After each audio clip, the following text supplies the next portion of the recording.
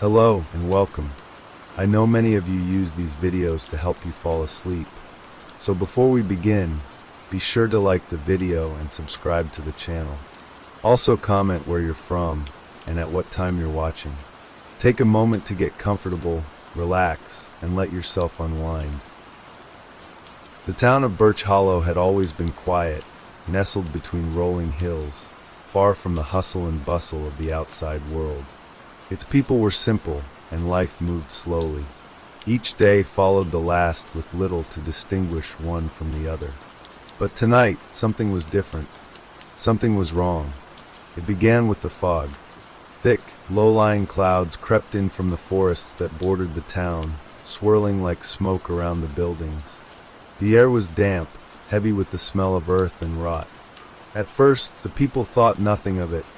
Fog was common this time of year, and it would probably burn off by morning.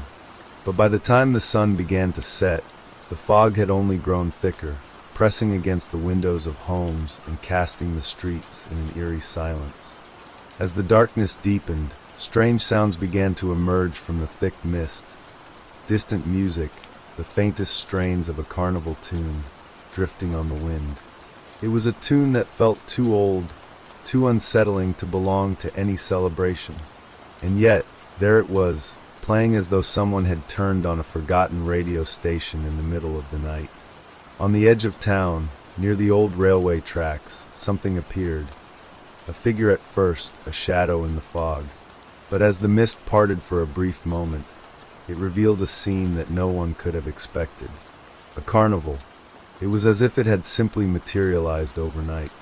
The brightly lit Ferris wheel rose into the sky, its colors vibrant against the backdrop of the swirling fog.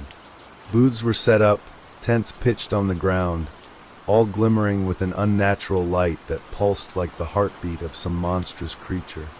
The sounds of laughter, the ringing of bells, and the clatter of carnival games echoed through the fog, accompanied by that unsettling melody. People in the town stirred, their curiosity piqued by the sight. They gathered in groups, drawn toward the lights, the music, and the promise of something different. A young couple, Emma and Jason, stood on the front porch of their small house, staring into the distance. They had both heard the music, felt the pull. "What do you think it is?" Emma asked, her voice trembling slightly. Jason, more skeptical, frowned. "It doesn't make sense. We would have seen something if they were setting up. It's like it just appeared."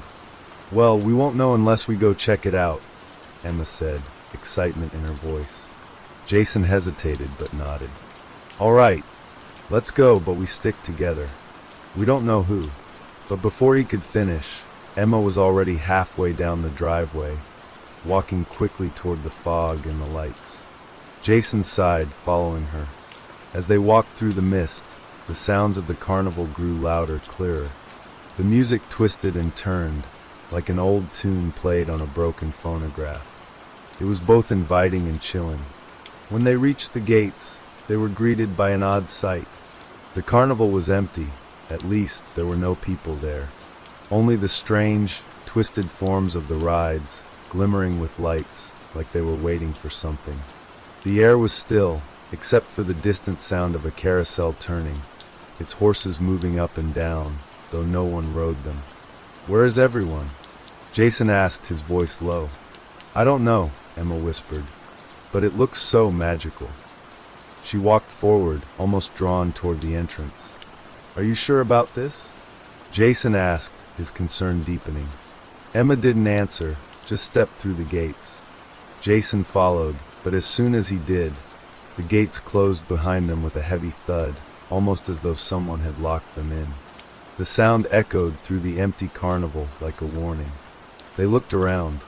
A tall woman with pale skin and dark eyes stood at the ticket booth, her smile wide, yet somehow lifeless. "Welcome to the Carnival of the Damned," she said, her voice sweet and welcoming. "Would you care for a ticket?" Jason's heart raced. "We just wanted to look around," he said, but his words felt hollow in the face of her cold, knowing smile. "Oh, but you must participate," she insisted. "You cannot leave until you have. Take a ride, try a game, and your deepest desire will be granted. For a price, of course. Emma looked at Jason, her eyes wide with excitement. A price? She asked, though her voice was filled with more curiosity than concern. The woman's smile widened. A price, but one you will be willing to pay, dear. It always is. Emma stepped forward, her hand reaching for the ticket. But Jason pulled her back, his heart racing. No, he said firmly. This doesn't feel right. We should go. Why? Emma asked, frowning. This could be our chance to finally. Not like this, Jason interrupted, his voice firm. We need to leave now. But as they turned to walk away, the ground beneath their feet shifted. The air grew thick, as though the very atmosphere was pushing them back toward the carnival. A sharp, jarring laughter echoed from the shadows, and they were surrounded by a soft, swirling mist that seemed to come from nowhere. Go ahead, the woman's voice called after them, soft but insistent. Try to leave. You'll find you cannot. You are part of the carnival now, and it always gets what it wants. Before they could react, the mist swallowed them whole. The lights of the carnival shimmered and warped in the distance, and they were pulled deeper into the twisted labyrinth of rides, booths, and strange figures. The first ride they encountered was a roller coaster, its tracks winding up into the clouds. The cars were empty, waiting for passengers. What is this? Emma whispered. It's not real, Jason muttered, his voice trembling. It can't be. But the ride seemed to call to them, beckoning them. Without a word, Emma stepped into one of the cars. Jason hesitated, but then followed her. As soon as they were seated, the roller coaster began to move, lifting them higher and higher into the fog. The sounds of the carnival grew distant, replaced by the eerie howling wind that surrounded them. Suddenly, the car jerked forward, hurtling them down the track at a terrifying speed. They screamed, their hearts racing as the coaster twisted and turned, careening through dark tunnels and loops that seemed to stretch on forever. But when they emerged into the light, the carnival was gone. Instead, they found themselves in a desolate wasteland, the carnival's laughter still ringing in their ears. Emma gasped. Where are we? Jason looked around, panic in his eyes. The sky above them was dark, swirling with unnatural clouds, and the ground beneath them was cracked and lifeless. The carnival had vanished, leaving only the two of them standing in the middle of an empty, bleak landscape. What did we do? Jason whispered. We didn't do anything, Emma said, her voice shaky. But somewhere, deep in the distance, a voice echoed, calling their names, soft and sweet. It was the same voice from the carnival. You should have stayed. You should have played the game. Now you'll never leave. Emma turned to Jason, her eyes wide with terror. What do we do? Jason shook his head, but the answer was clear. There was no escape. Not now. Not ever. The ground beneath them began to shift once more, trembling like the heart of a living creature. The air grew heavy, thick with a sense of dread that clung to their skin, making every breath feel like a struggle. The fog had returned, swirling around them, muffling everything but the distant echoes of laughter and the unsettling tune of the carnival. It felt as if the world itself had turned against them, trapping them in an endless nightmare. Jason grabbed Emma's arm, his grip tight. We need to move. Now. But Emma was frozen, her eyes wide with terror. She turned slowly, staring at the shadowed horizon where the voice had called their names. We're not alone, Jason. Jason turned, his heart leaping into his throat. Out of the mist, shapes began to emerge, figures in tattered clothes, faces obscured by shadows, moving in slow, unnatural motions. They walked toward them, the hollow sounds of their footsteps echoing in the empty space. Each figure had a strange, unsettling glow about them, their eyes fixed on the couple like vultures circling prey. Who are they? Emma whispered, her voice shaking. I don't know, but we need to run, Jason said, his eyes scanning for any path of escape. But the mist was closing in on them, thickening like a living thing, and the figures were getting closer.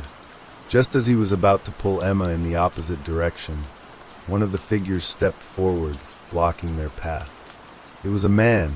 No, it was something that had once been a man. His face was hollow, eyes black as coal, and his mouth stretched into a grotesque, twisted grin that sent chills down their spines. "Where do you think you're going?" the figure rasped, his voice a low, grating whisper that seemed to reverberate through the very air. "You can't escape. None of us can." Jason's breath caught in his throat. "What? What do you want?" The figure tilted its head, eyes glinting with malice. "We want what you promised," it said. "You entered the carnival. You played the game. Now the price must be paid." Emma shook her head, backing away. "We didn't promise anything. We didn't know what we were doing." The figure stepped closer, its grin widening. "You always know. You just don't want to face it. The carnival always gets what it wants." Another figure, this time a woman, moved beside the first, her eyes locked onto Emma. "You'll wish you hadn't come," she whispered, her voice dripping with venom. "But it's too late now. The games have already begun." A chill ran down Emma's spine as she turned to Jason, her eyes wide with panic. "What is this place? What do they mean?" Jason's mind raced, but there were no answers. The carnival's melody was still echoing, growing louder, as if mocking their confusion. In the distance, the roller coaster had reappeared, its tracks twisting and turning, beckoning them back. But something was different now. It looked darker, more twisted, as if it were waiting for them to return. "We have to leave," Jason said, gripping Emma's hand tighter. "We can't stay here. We have to find a way out." But the figures closed in around them, their movements slow and deliberate, trapping them in a circle. "You don't leave," one of the figures said, its voice echoing in unison with the others. "Not until you've played the game. Not until you've paid the price." Suddenly, the carnival lights flickered, casting long, distorted shadows that seemed to stretch and writhe on the ground. The eerie carnival tune grew louder, its discordant notes making their heads spin. Emma grabbed Jason's arm, her eyes wide with desperation. "We have to play their game, Jason. Maybe then we can get out." Jason hesitated, his mind racing. But deep down, he knew she was right. There was no other choice. If they didn't play, if they didn't follow the carnival's rules, they would never escape. "All right," he said, his voice shaky. "Let's play." The figures around them nodded, their grins widening as they stepped back, clearing a path. The mist parted briefly, revealing a new attraction. A twisted, haunted-looking house loomed ahead, its windows dark, its door ajar, as if inviting them in. The walls of the house seemed to pulse with a dark energy, and the air around it smelled of decay. "Enter," one of the figures hissed, its voice filled with hunger. "The game begins inside." Jason and Emma exchanged a glance, and without a word, they stepped toward the house, each step feeling like a step closer to something far worse than they could imagine. The door creaked shut behind them as they entered, and the darkness swallowed them whole. Inside, the house was like nothing they had ever seen. The walls were covered in peeling wallpaper, the floors creaked under their feet, and the air was thick with dust. But there was something else, something alive, something waiting. As they moved deeper into the house, a voice echoed through the halls. It was soft at first, barely a whisper, but it grew louder, clearer, until it was almost unbearable. "Welcome to the Carnival of the Damned," the voice said. "Here, your desires will be granted. But know this, every wish comes with a cost. The price will always be higher than you expect." They reached the center of the house, a large, circular room with a grand chandelier hanging from the ceiling. In the middle of the room stood a pedestal, on which rested a single object, a small, ornate box, glimmering in the dim light. "Take it," the voice urged.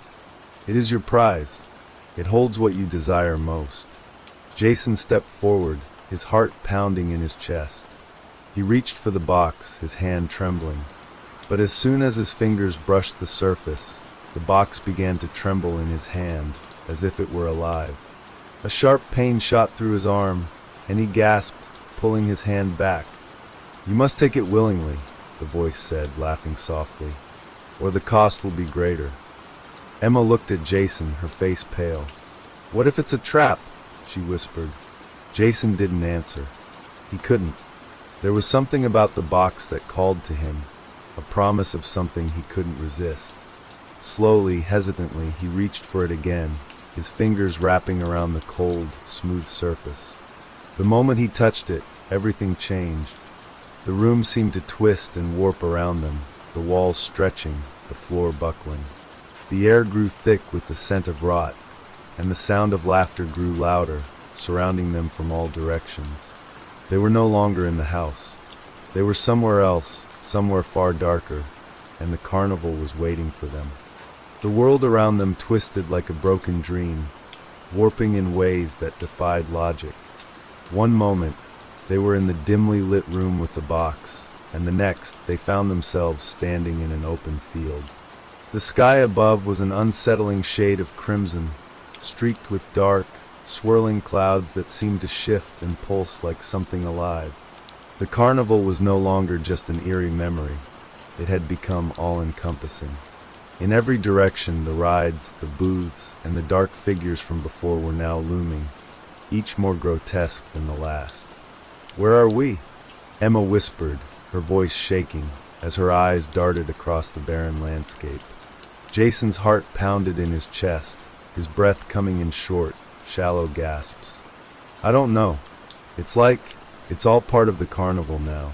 It's everywhere." The fog was back, creeping in from all sides, thick and suffocating, and in the distance, they could hear the unmistakable sound of the Ferris wheel spinning slowly, its creaking and groaning now sounding almost like a warning. The voices of the carnival goers, those strange figures, seemed to whisper from the darkness, their words indistinct but laced with malice. "This can't be real," Emma said, her voice barely a whisper as she clung to Jason's arm. "This is a nightmare. It has to be." But even as she spoke, they could feel the ground beneath them shift again, the very air around them thickening with an ominous energy. The sky above seemed to lower, the clouds pressing down on them as if trying to suffocate them. The carnival music, a haunting, twisted melody, grew louder, more oppressive. Then the voice returned. "Did you really think you could escape so easily?" It was soft at first, but it grew louder, reverberating through the very air around them, as if the voice itself was coming from the ground, from the fog, from every corner of the cursed carnival. "You are part of the game now. You will stay here, just like all the others. Forever." Jason gripped Emma's hand tightly, his eyes scanning the horizon. "We need to find a way out. There has to be a way." "There's no way out," a voice suddenly rasped from behind them. They both whipped around to find one of the figures from the carnival standing just a few feet away, its pale face stretched into a twisted grin. Its eyes were hollow, black voids that seemed to stare into their souls. "You were warned," the figure continued, its voice laced with cruel amusement. "Once you enter, you can never leave. The price has been paid." Emma took a step back, her face pale, her mouth dry. "What do you want from us?" she asked, her voice trembling. The figure's grin widened, revealing sharp, yellowed teeth. "What we want," it said slowly, "is for you to play. Play the game. Win, and your heart's desire will be granted. Fail, and you will stay here forever, lost to the carnival. It's as simple as that." Jason clenched his fists. "I'm not playing any more games. We don't belong here." But the figure only laughed, a low, cruel sound that made the hairs on the back of Jason's neck stand on end. "You don't get to choose. The carnival chooses for you." The carnival was alive. It was the puppet master pulling the strings. The fog parted slightly, and they saw it, the Ferris wheel turning slowly, its lights flashing as though beckoning them. A figure in the distance stood near the ride, an invitation in its posture. "You must ride," the figure said, the cruel smile still stretching its lips. "And when you do, you will understand. The game always ends the same." Before they could protest, the figure stepped aside, allowing them a clear path toward the Ferris wheel. The lights from the ride flickered, flashing brightly as if they were alive. And despite every bone in Jason's body telling him to turn around, to run as far as he could, they both walked toward it, the pull of the carnival overwhelming their every instinct. As they approached, the ticket booth appeared out of the fog, standing perfectly in the middle of the clearing, as if it had been there all along. A tall man, dressed in a tattered carnival jacket, stood behind it. His face was obscured by the shadow of his wide-brimmed hat, but his smile was unmistakable, a grin that stretched unnaturally across his face, making him seem almost as if he was a part of the darkness itself. 2 tickets, the man said, his voice low, almost a growl. 1 ride for each of you. Choose wisely. Once you board, there's no turning back. Jason opened his mouth to refuse, to demand answers, but before he could speak, the man slid 2 tickets across the counter. He didn't ask for money. The tickets simply appeared in front of them, glowing with an eerie, unnatural light. Emma's fingers hovered over the tickets, her body trembling. "I don't want to do this," she whispered. "I don't want to play anymore." Jason squeezed her hand, trying to steady his breath. "I know, but we don't have a choice. We need to figure out how to break whatever hold this place has over us." The man at the booth let out a short laugh, a sound that made the hairs on the back of Jason's neck stand on end. "You think you can break it?" the man said, his voice almost sympathetic. "There's no breaking free.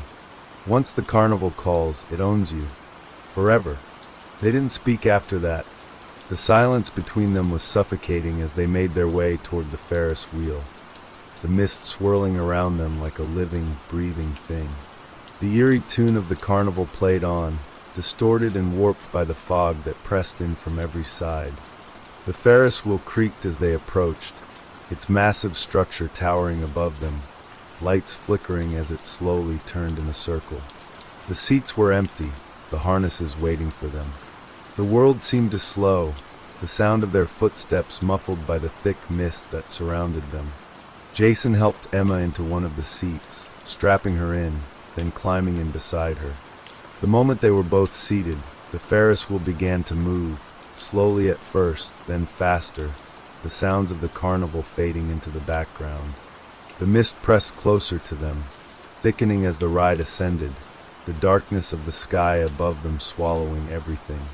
The wheel continued to climb, higher and higher, until they were so far from the ground that it felt as though they were floating in space, suspended between 2 worlds. But the view was no relief. The carnival's lights were no longer comforting.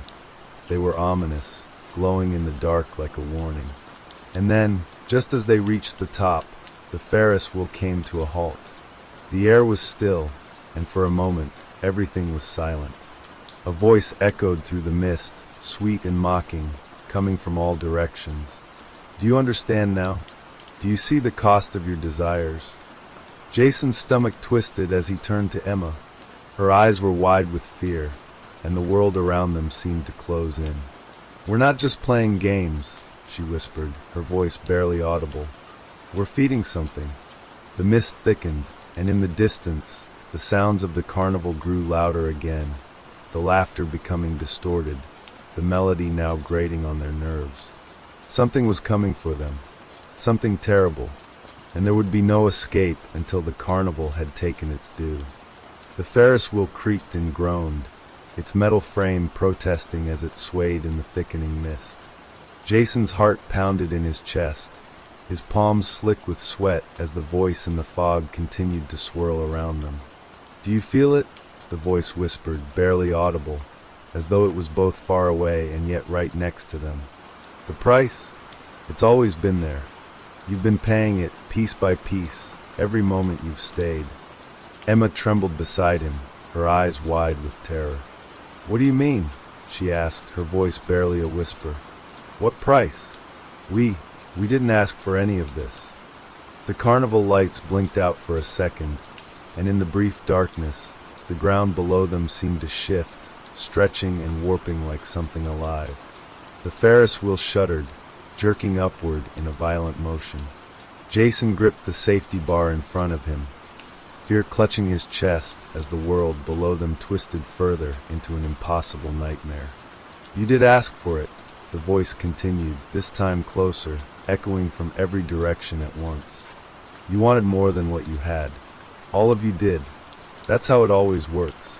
The carnival grants desires, but in exchange, you give something far more precious." Emma's breath hitched as the mist began to swirl faster around the Ferris wheel, thick and suffocating. "I don't want anything from this place.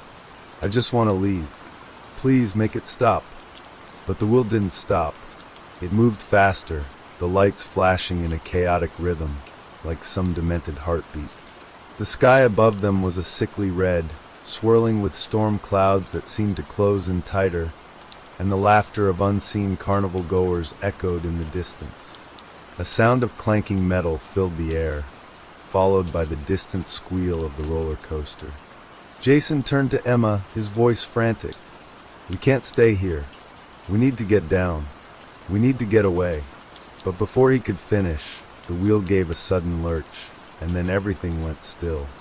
The world around them was eerily quiet, as though the carnival had taken a deep breath before plunging into something darker, more sinister. The voice returned, this time more commanding, the air vibrating with its power. "The game is not over.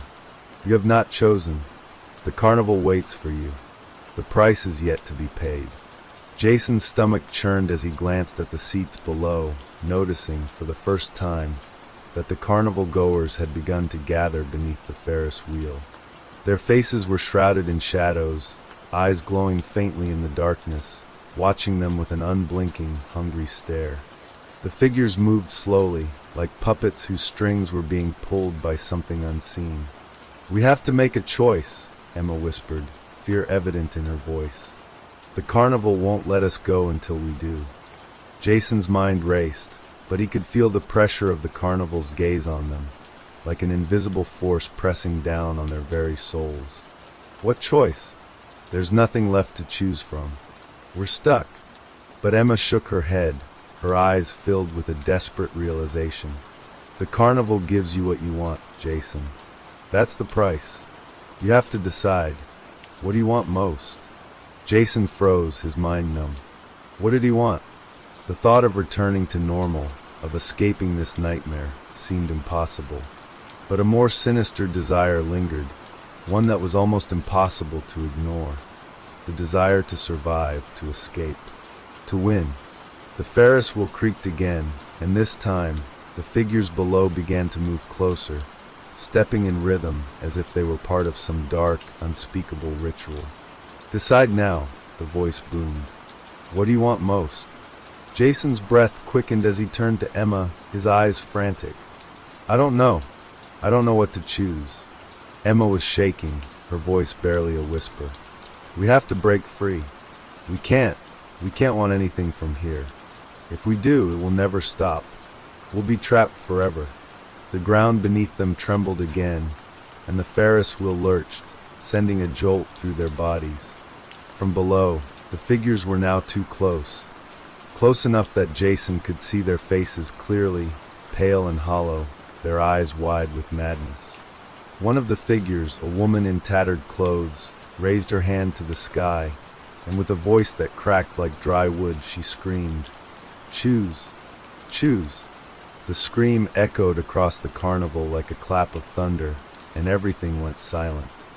For a moment, everything was still, except for the carnival music, now playing louder, the notes growing distorted like a broken record. The air was thick with tension, suffocating and oppressive. Then, the ground rumbled once more, and the Ferris wheel began to descend slowly, almost deliberately. The figures were closing in, their eyes fixed on Jason and Emma. "Make your choice," the voice repeated, but this time it wasn't just a voice, it was everywhere. Inside their heads, inside their hearts, wrapping around their minds like a twisted vine. Jason opened his mouth to speak, but no words came out. His heart was pounding in his chest, and the carnival's pull seemed to grow stronger, as if something deep within the ground itself was feeding on their fear. The choice, the price, was coming, and it was coming soon. "We have to fight this," Emma whispered, her voice breaking through the fog of fear that was consuming them. "We don't belong here. We don't deserve to stay." Jason's hands trembled as he looked at her, and for a fleeting moment, he thought about everything they'd left behind. Their simple life, their freedom, everything they once knew. And then, as the Ferris wheel began to move again, descending into the darkness of the carnival, Jason realized something. There was no escaping the carnival, no way to break free from the game. They had already made their choice the moment they stepped into this nightmare. As the wheel neared the ground, the figures below moved in closer, their eyes now glowing, their grins widening into grotesque, impossibly stretched smiles. And then from the shadows, a voice, cold and malevolent, whispered once again, "Welcome home." The Ferris wheel groaned as it came to a halt, the final click of its gears sending an eerie chill through Jason's spine. The carnival goers, their eyes now pools of black, closed in around them, the atmosphere thick with a suffocating sense of inevitability. Jason could feel his pulse racing, his thoughts scattered. It was as if every instinct in his body screamed to run, to escape, but he knew it was useless. The carnival, this twisted, impossible place, had already claimed them. They had already made their choice.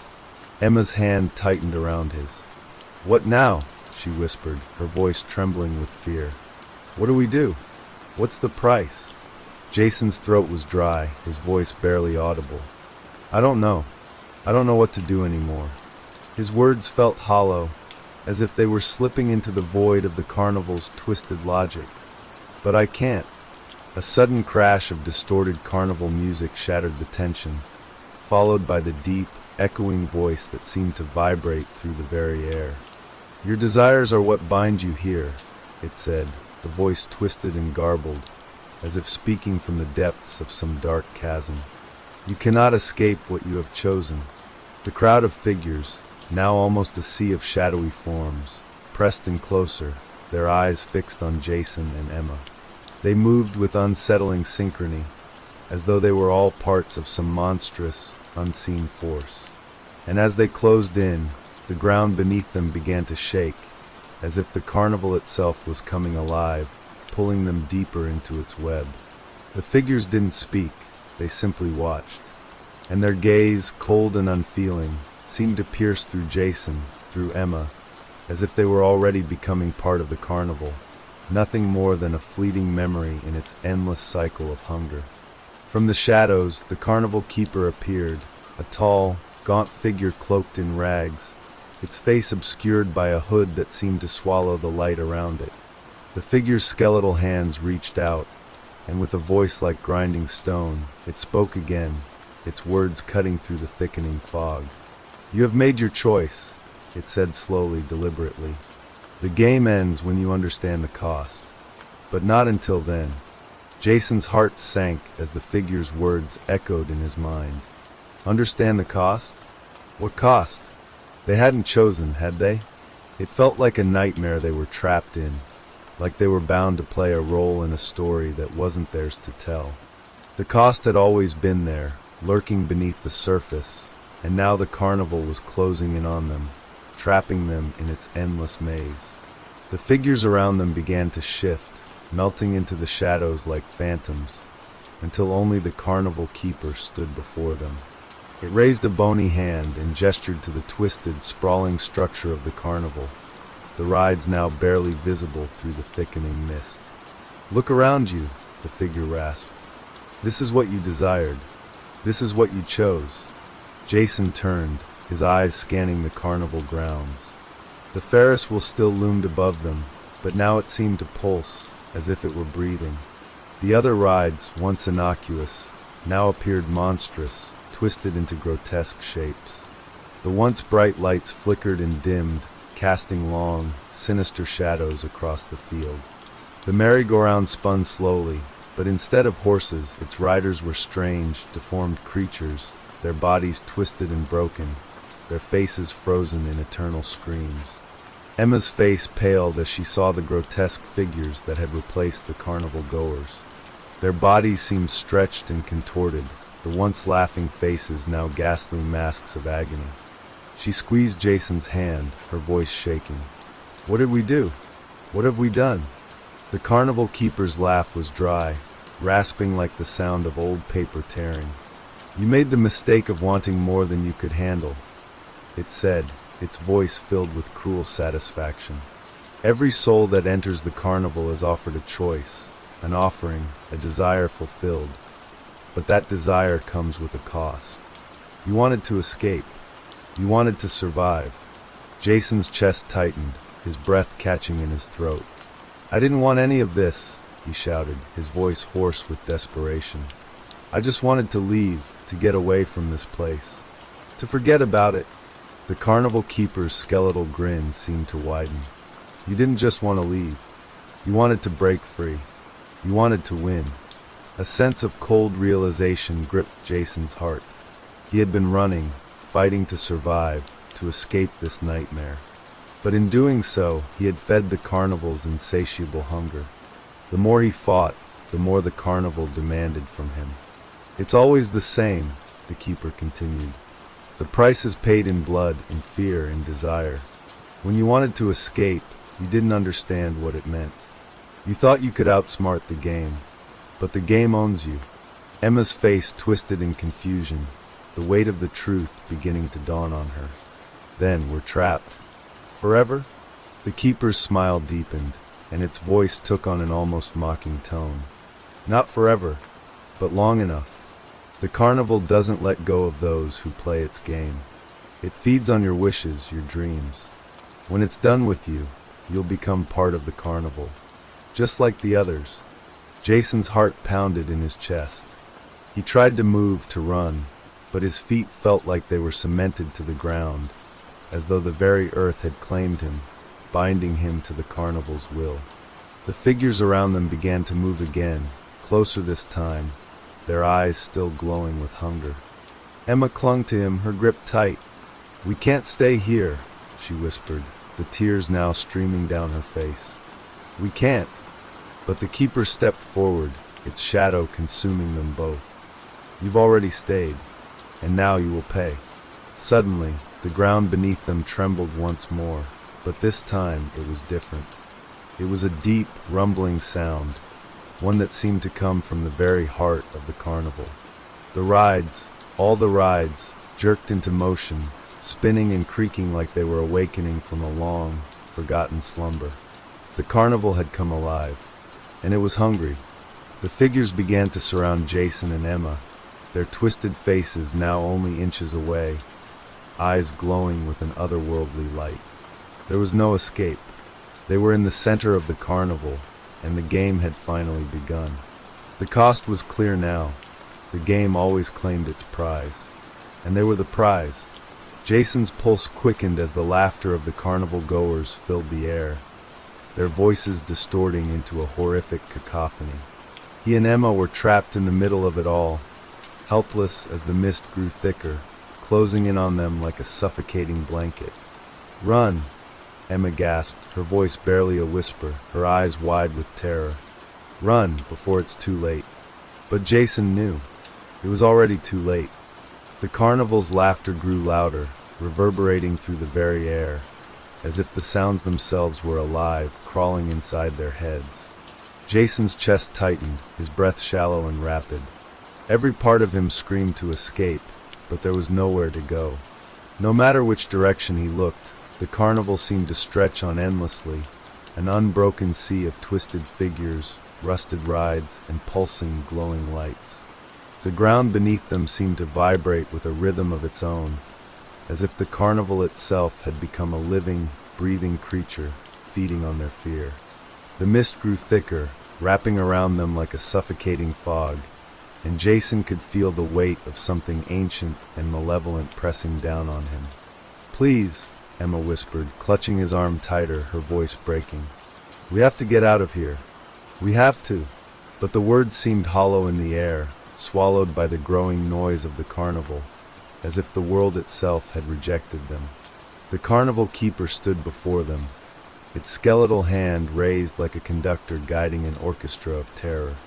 The figures surrounding them had stopped moving for a moment, their hollow eyes fixed on Jason and Emma, their twisted, gnarled faces stretched into grotesque grins. "You think you can leave?" the carnival keeper rasped, its voice laced with cruel amusement. "But no one leaves the carnival without paying the price." Jason swallowed hard, trying to steady his breath, his mind racing for some kind of plan, some way to escape. But it was hopeless. He could feel the carnival's grip on him tightening, its influence warping his thoughts, twisting his desires into something unrecognizable. "What? What do you want from us?" Jason asked, his voice trembling, a bead of sweat running down his face. "We didn't ask for any of this. We just want to go back to our lives." The keeper's laughter echoed through the mist, a sound that seemed to twist and contort into something darker. "Your lives are here now," it said, its voice dripping with malice. "In the carnival, there is no back. There is only forward, a never-ending cycle of desire, of hunger. You wanted more, and now you will give more." Jason's mind raced, but the words felt like a punch to his gut. What did they want? He thought back to everything that had led them here, the strange, surreal appearance of the carnival, the promises of fulfillment, the desperation that had pushed them forward. They had wanted to escape, to get away from their lives, to leave the mundane behind. And now they had paid the price. "Stop!" Emma cried, her voice breaking. She stepped forward, her hand outstretched, as if to ward off the carnival keeper. "We didn't want this. We didn't know what we were getting into." But the keeper only tilted its head, its grin widening in grotesque mockery. "You still don't understand, do you?" it hissed. "The carnival always gives you what you want, but at a cost you cannot comprehend. You wanted freedom. You wanted escape. And now, you will become part of this carnival. You will live in the haze of endless desire, unable to leave, unable to ever truly be free." The mist around them began to swirl faster, the fog thickening into a churning mass that seemed to close in on them from all sides. The figures, the souls, that surrounded them now moved closer, their faces growing more monstrous with each step. Their eyes, black and empty, glowed with an insatiable hunger, and their twisted bodies seemed to writhe and pulse, as if they were being drawn into something far darker than Jason could imagine. "Please," Emma begged again, her voice desperate. "We'll do anything. Just let us go." The carnival keeper raised a bony finger, pointing toward the heart of the carnival. "The game is over for you, little ones. You've played your part. Now you will become the game." Jason's heart stopped. The words pierced him like a blade. He wanted to scream, to fight, to do something, but there was no escape. His legs felt heavy, as if the ground itself were pulling him down. Every step he tried to take was met with resistance, as though invisible chains were dragging him back toward the center of the carnival. He turned to Emma, his eyes wide with terror. "I can't." But Emma was already gone. She was no longer standing beside him. She was surrounded by the figures, her body pulled toward them by some invisible force. Her face twisted in fear, her mouth open in a silent scream. "Emma!" Jason shouted, reaching for her, but his feet were rooted to the ground, his body refusing to move. The carnival was swallowing her whole, pulling her into its monstrous embrace, its hunger insatiable. "Emma!" Jason screamed again, but his voice was lost in the thick, swirling fog. His breath was ragged, his chest tightening as the carnival keeper's voice returned, cold and triumphant. "You are already a part of it, Jason," the keeper said, its voice like a whisper in his ear. "Just as she is, just as you both are. There is no escape." Jason felt the last of his strength drain away, his body sinking into the earth, as if it were absorbing him into its dark, twisted core. He could feel the carnival around him, pressing in on all sides, suffocating him with its endless hunger, its unyielding desire. And then there was nothing. The world went black, consumed by the carnival's dark embrace.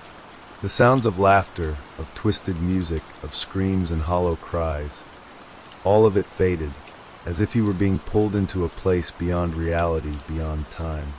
Jason was no longer sure of what was real, what was left of him. He wasn't sure if he even had a body anymore.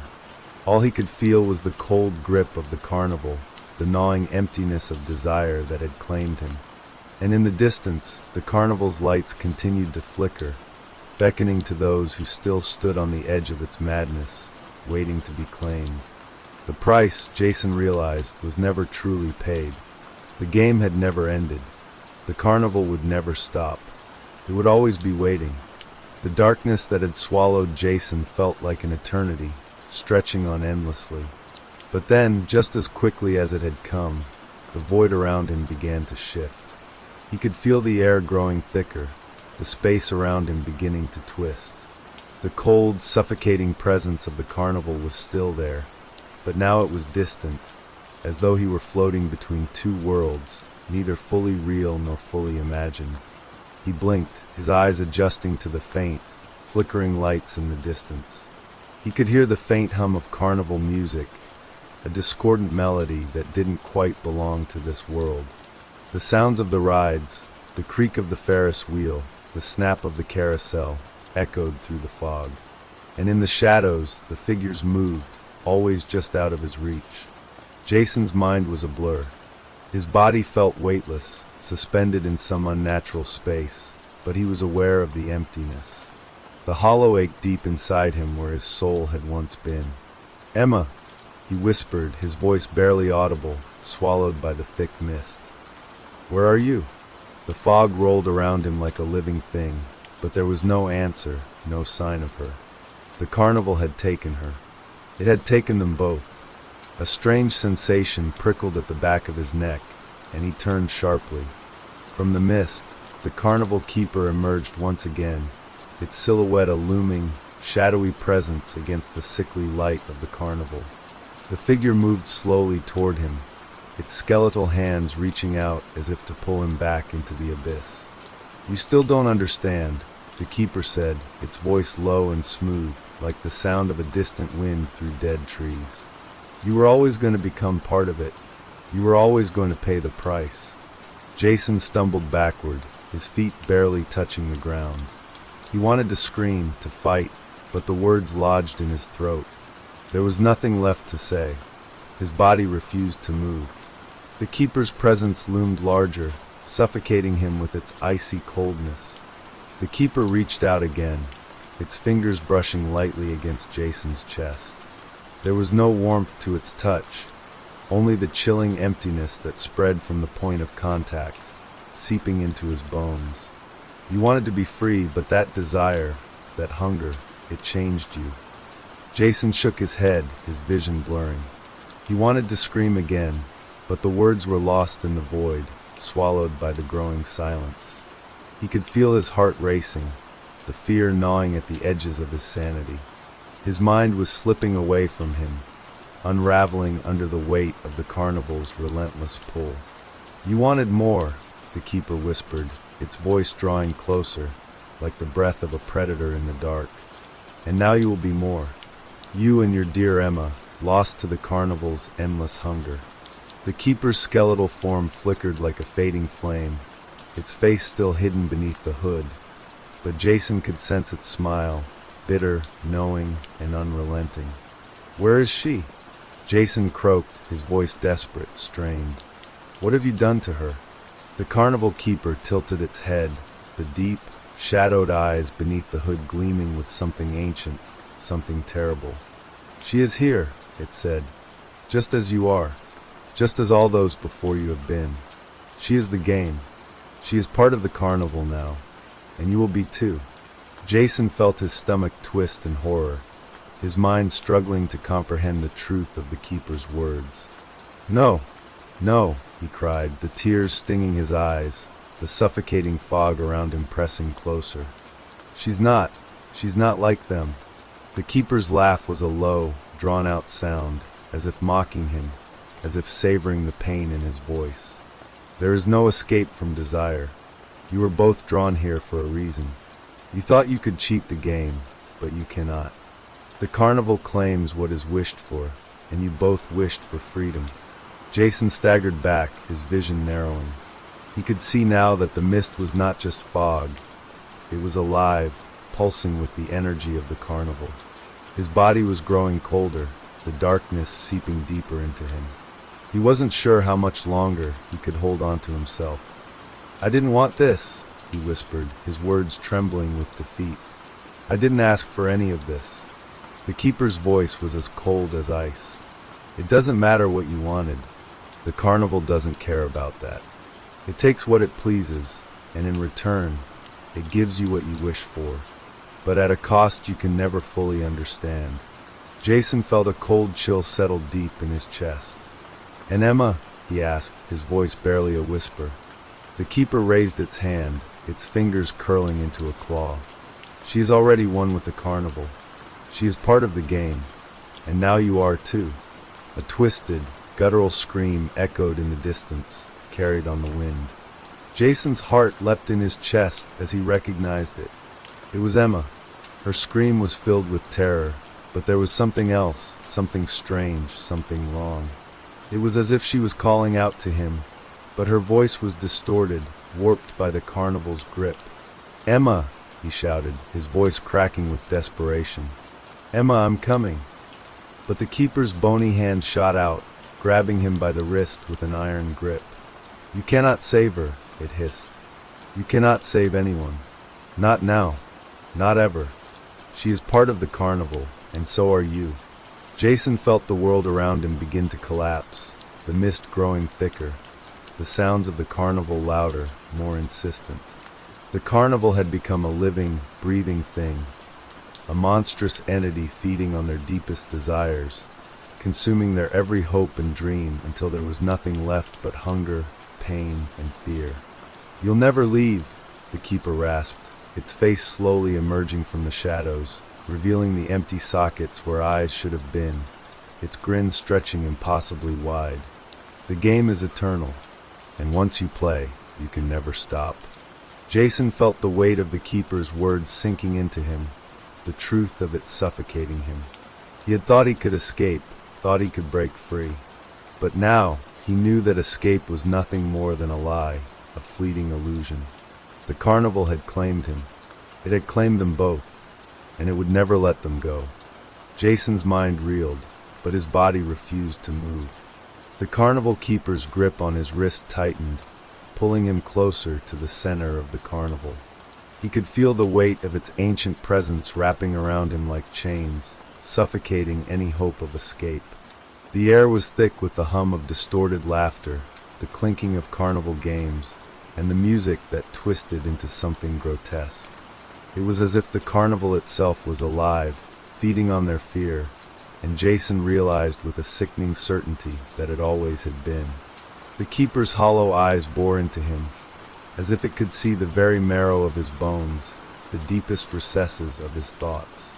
"You still think you can fight it," it murmured, its voice cold and mocking. "But the carnival does not let go. It is always waiting, always hungry." Jason tried to breathe, to calm himself, but the panic was rising within him again, clawing at his chest. His heart pounded in his ears, his hands trembling as he reached out, desperate to push the keeper's bony fingers away. But it was no use. It felt as if the very air around him was thickening, squeezing out every ounce of strength he had left. The mist swirled faster, spinning around them like a vortex, pulling him deeper into the heart of the carnival. He could see the twisted faces of the figures who had become part of this nightmare, their hollow eyes watching him, waiting. Some of them had bodies that were broken, their limbs bent at impossible angles, their faces frozen in permanent expressions of terror and pain.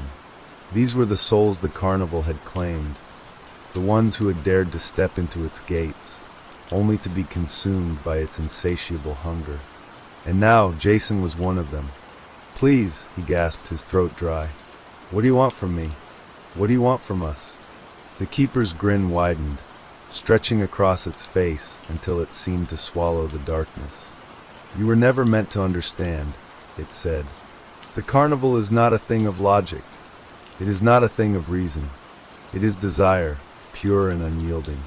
It gives you what you wish for, yes. But in return, you lose yourself. You become part of it, and once you do, there is no going back.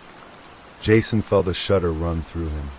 His knees buckled, and he collapsed to the ground, his hands pressed against the cold, damp earth. He could feel the carnival pulling at him, twisting him, and he knew with a sickening certainty that if he stayed any longer, he would disappear into the carnival forever. A figure stepped out of the mist then, moving silently through the fog. Jason's heart skipped a beat as he recognized the face of the woman who had been with them earlier, the one who had given them the cursed ticket. Her eyes were wide, her face pale, and her clothes tattered, as if she had been here far longer than he had realized. "Please," she whispered, her voice barely audible over the carnival's constant noise. "It's too late. You have to stop fighting. It's the only way to survive here." Jason stared at her, disbelief and anger flaring up inside him. "What do you mean, survive? This isn't survival. This is madness." Her eyes flickered toward the keeper, her gaze filled with a quiet, resigned terror. "You don't get it, do you?" she said softly. "The carnival doesn't just take you. It takes everything, your past, your future, your identity. It takes your very soul, and you will never be the same again. You can't escape." Jason's pulse hammered in his chest as he processed her words. "But there has to be a way out," he said, his voice shaking. "There has to be." The carnival keeper laughed, the sound rich with cruelty. "There is no way out," it said, its voice like a snake's hiss. "Not for you. Not for anyone. You were always meant to join us." Jason turned to the woman, his eyes wild. You've been here all this time? You know what this place is?"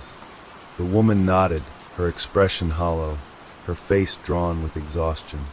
I was like you. I thought I could escape. I thought I could outsmart it. But you can't. It's too strong. It's everything. It's the desire that consumes you.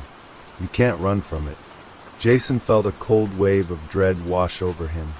He had come here, seeking a way out of his own life, wanting to escape the mundane, the repetitive, the exhausting grind of daily existence.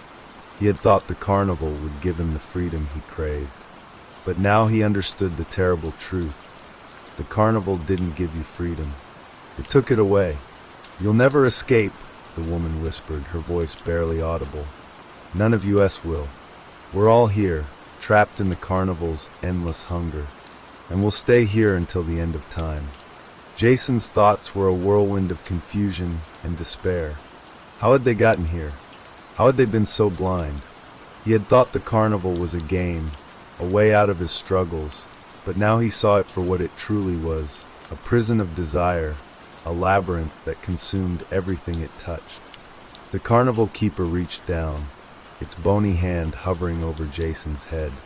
"It's time," it said, its voice dripping with malice. "You're one of us now." Jason wanted to scream.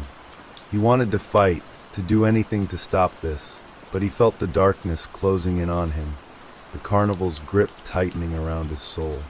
He could feel the pull of the desire, the hunger that the keeper spoke of. It was in the air, in the ground beneath his feet, in the very essence of the carnival itself. He looked at the woman one last time, her face a mask of despair. And then he closed his eyes, resigning himself to the inevitable. The last thing he heard was the carnival keeper's voice, whispering softly in his ear, "Welcome home." And with that, everything went black. Jason's consciousness flickered in and out, as if he were caught between waking and dreaming, between this world and whatever nightmare the carnival had become.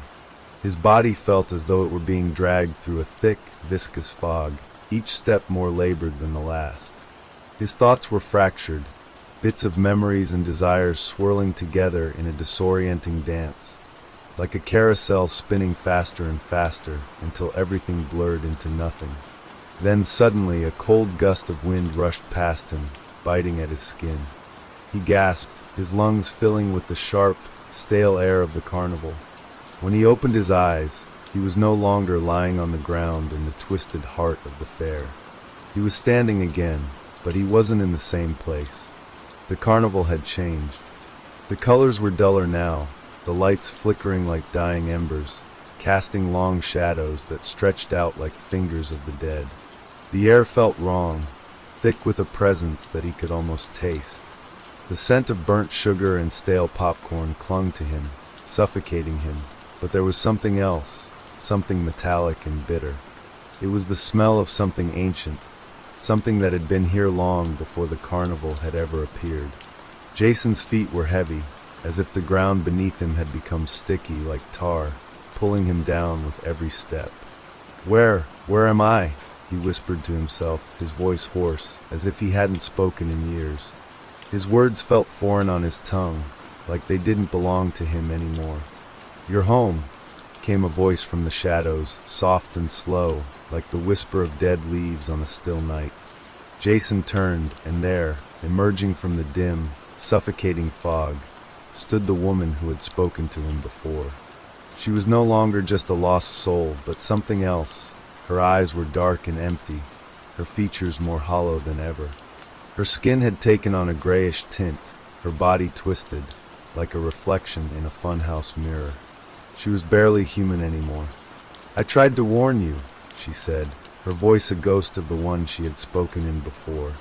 It echoed, hollow, as if a part of her had already faded into the carnival's grasp. "But you didn't listen." Jason's heart skipped. "Emma, where's Emma?"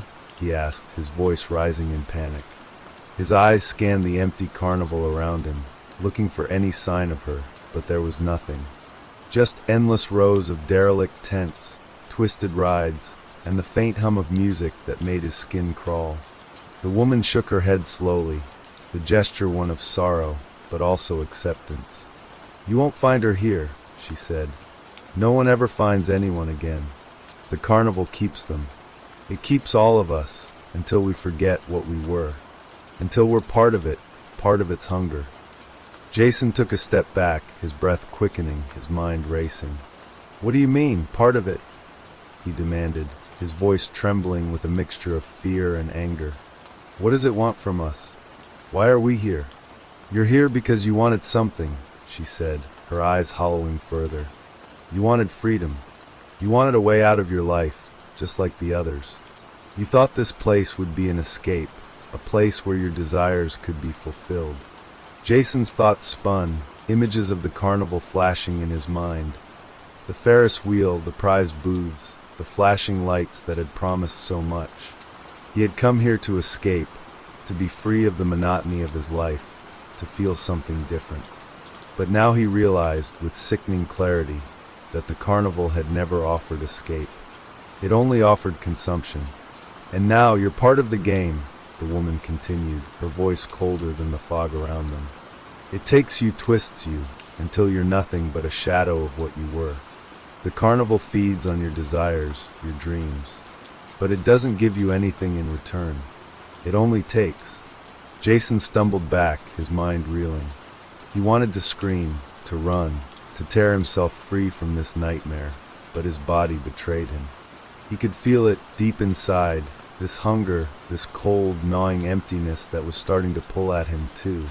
It was as though the carnival was inside him now, a parasite feeding on his every hope, every yearning.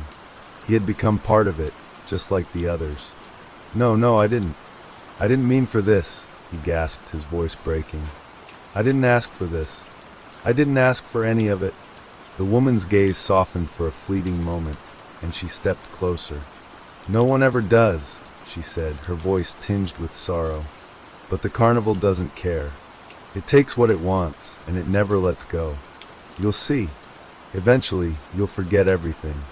You'll become part of the carnival's hunger, and there will be no way out." Jason's heart hammered in his chest as the full weight of her words settled on him.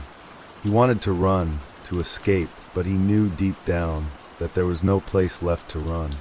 The carnival had claimed him, just as it had claimed Emma. It would claim everyone who walked through its gates, everyone who desired. A rustling sound broke the silence then.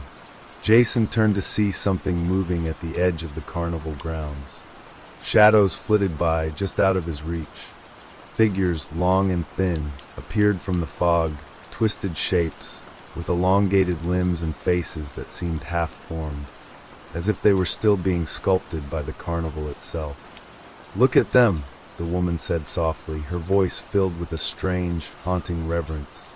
The others, they were once like us. They were once human. But now, they are part of the carnival. They don't remember who they were anymore. All they know is the hunger. And soon, that hunger will be all that's left of you too. Jason stared at the figures in the distance, his body trembling with dread. They moved toward him, silent and slow, their features shifting and warping as they came closer. The closer they got, the more Jason could feel the air growing thicker, the weight of the carnival pressing in on him from all sides. "No!" Jason shouted, his voice hoarse with panic. "I won't let it happen. I won't be like them." But the woman only smiled, a sad, empty smile. "You already are," she said, as the shadows reached out to claim him. And in that moment, Jason knew. There was no escape. The carnival had him now. The game had begun, and it would never end. Jason's breath caught in his throat as the shadows closed in, their forms shifting unnaturally, like mirages that were both there and not there. The figures loomed over him, their hollow eyes staring down at him with a quiet, unsettling hunger. The woman's voice echoed in his mind, a cold reminder that there was no escape, no running from the carnival. It had already claimed him. "Stop!" he shouted, but the words felt weak, hollow, as though the very act of speaking was futile. He reached out, his hands trembling, but the shadows were too close now. They moved in synchrony, as if they were bound by some unseen force, and Jason felt a cold, dry hand settle on his shoulder. "Please," he whispered, more to himself than to anyone else. The touch was like ice, sending a shock of panic through his entire body, freezing him in place. His pulse raced, each thrum of his heart a painful reminder of how close he was to losing himself completely. One of the figures, tall and gaunt, with long, twisted limbs, leaned in closer, its face distorted and grotesque. Its mouth opened slowly, stretching impossibly wide, and Jason could hear a soft, melodic hum emanating from deep within its chest. The hum twisted and warped, becoming something dark and hollow, like a song of lost souls. "We're all here for the same thing," the figure spoke, its voice a dissonant chorus of overlapping whispers. "We all wanted something, something we thought we could never have. The carnival gives it to us, for a price." Jason recoiled, instinctively trying to pull away, but the figure's grip tightened, its fingers like steel. "You wanted freedom," the creature continued, its eyes gleaming with dark amusement. "But you don't understand. The carnival doesn't just grant your wishes. It consumes them, and once it's done with you, you'll never be the same." Jason's heart thudded against his chest as he struggled against the unyielding grip, but it was no use. The carnival was everywhere now, in every corner, in every shadow. It was alive, and it was devouring him. "No," he gasped, his voice breaking. "This isn't what I wanted. I never wanted this." The figure's mouth curved into something that might have been a smile, though it was impossible to tell. "No one ever does," it said softly, the words floating in the air like a toxic cloud. "But it's too late now."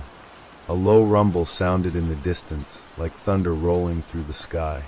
Jason's head snapped toward the sound, his eyes wide with terror. In the distance, he could see the Ferris wheel spinning, its lights flickering in a sickly, unnatural way. It had been dormant before, but now it was alive, turning, creaking, and groaning with the weight of something far darker than it had ever been before. "It's time," the woman's voice echoed from somewhere nearby, cold and distant.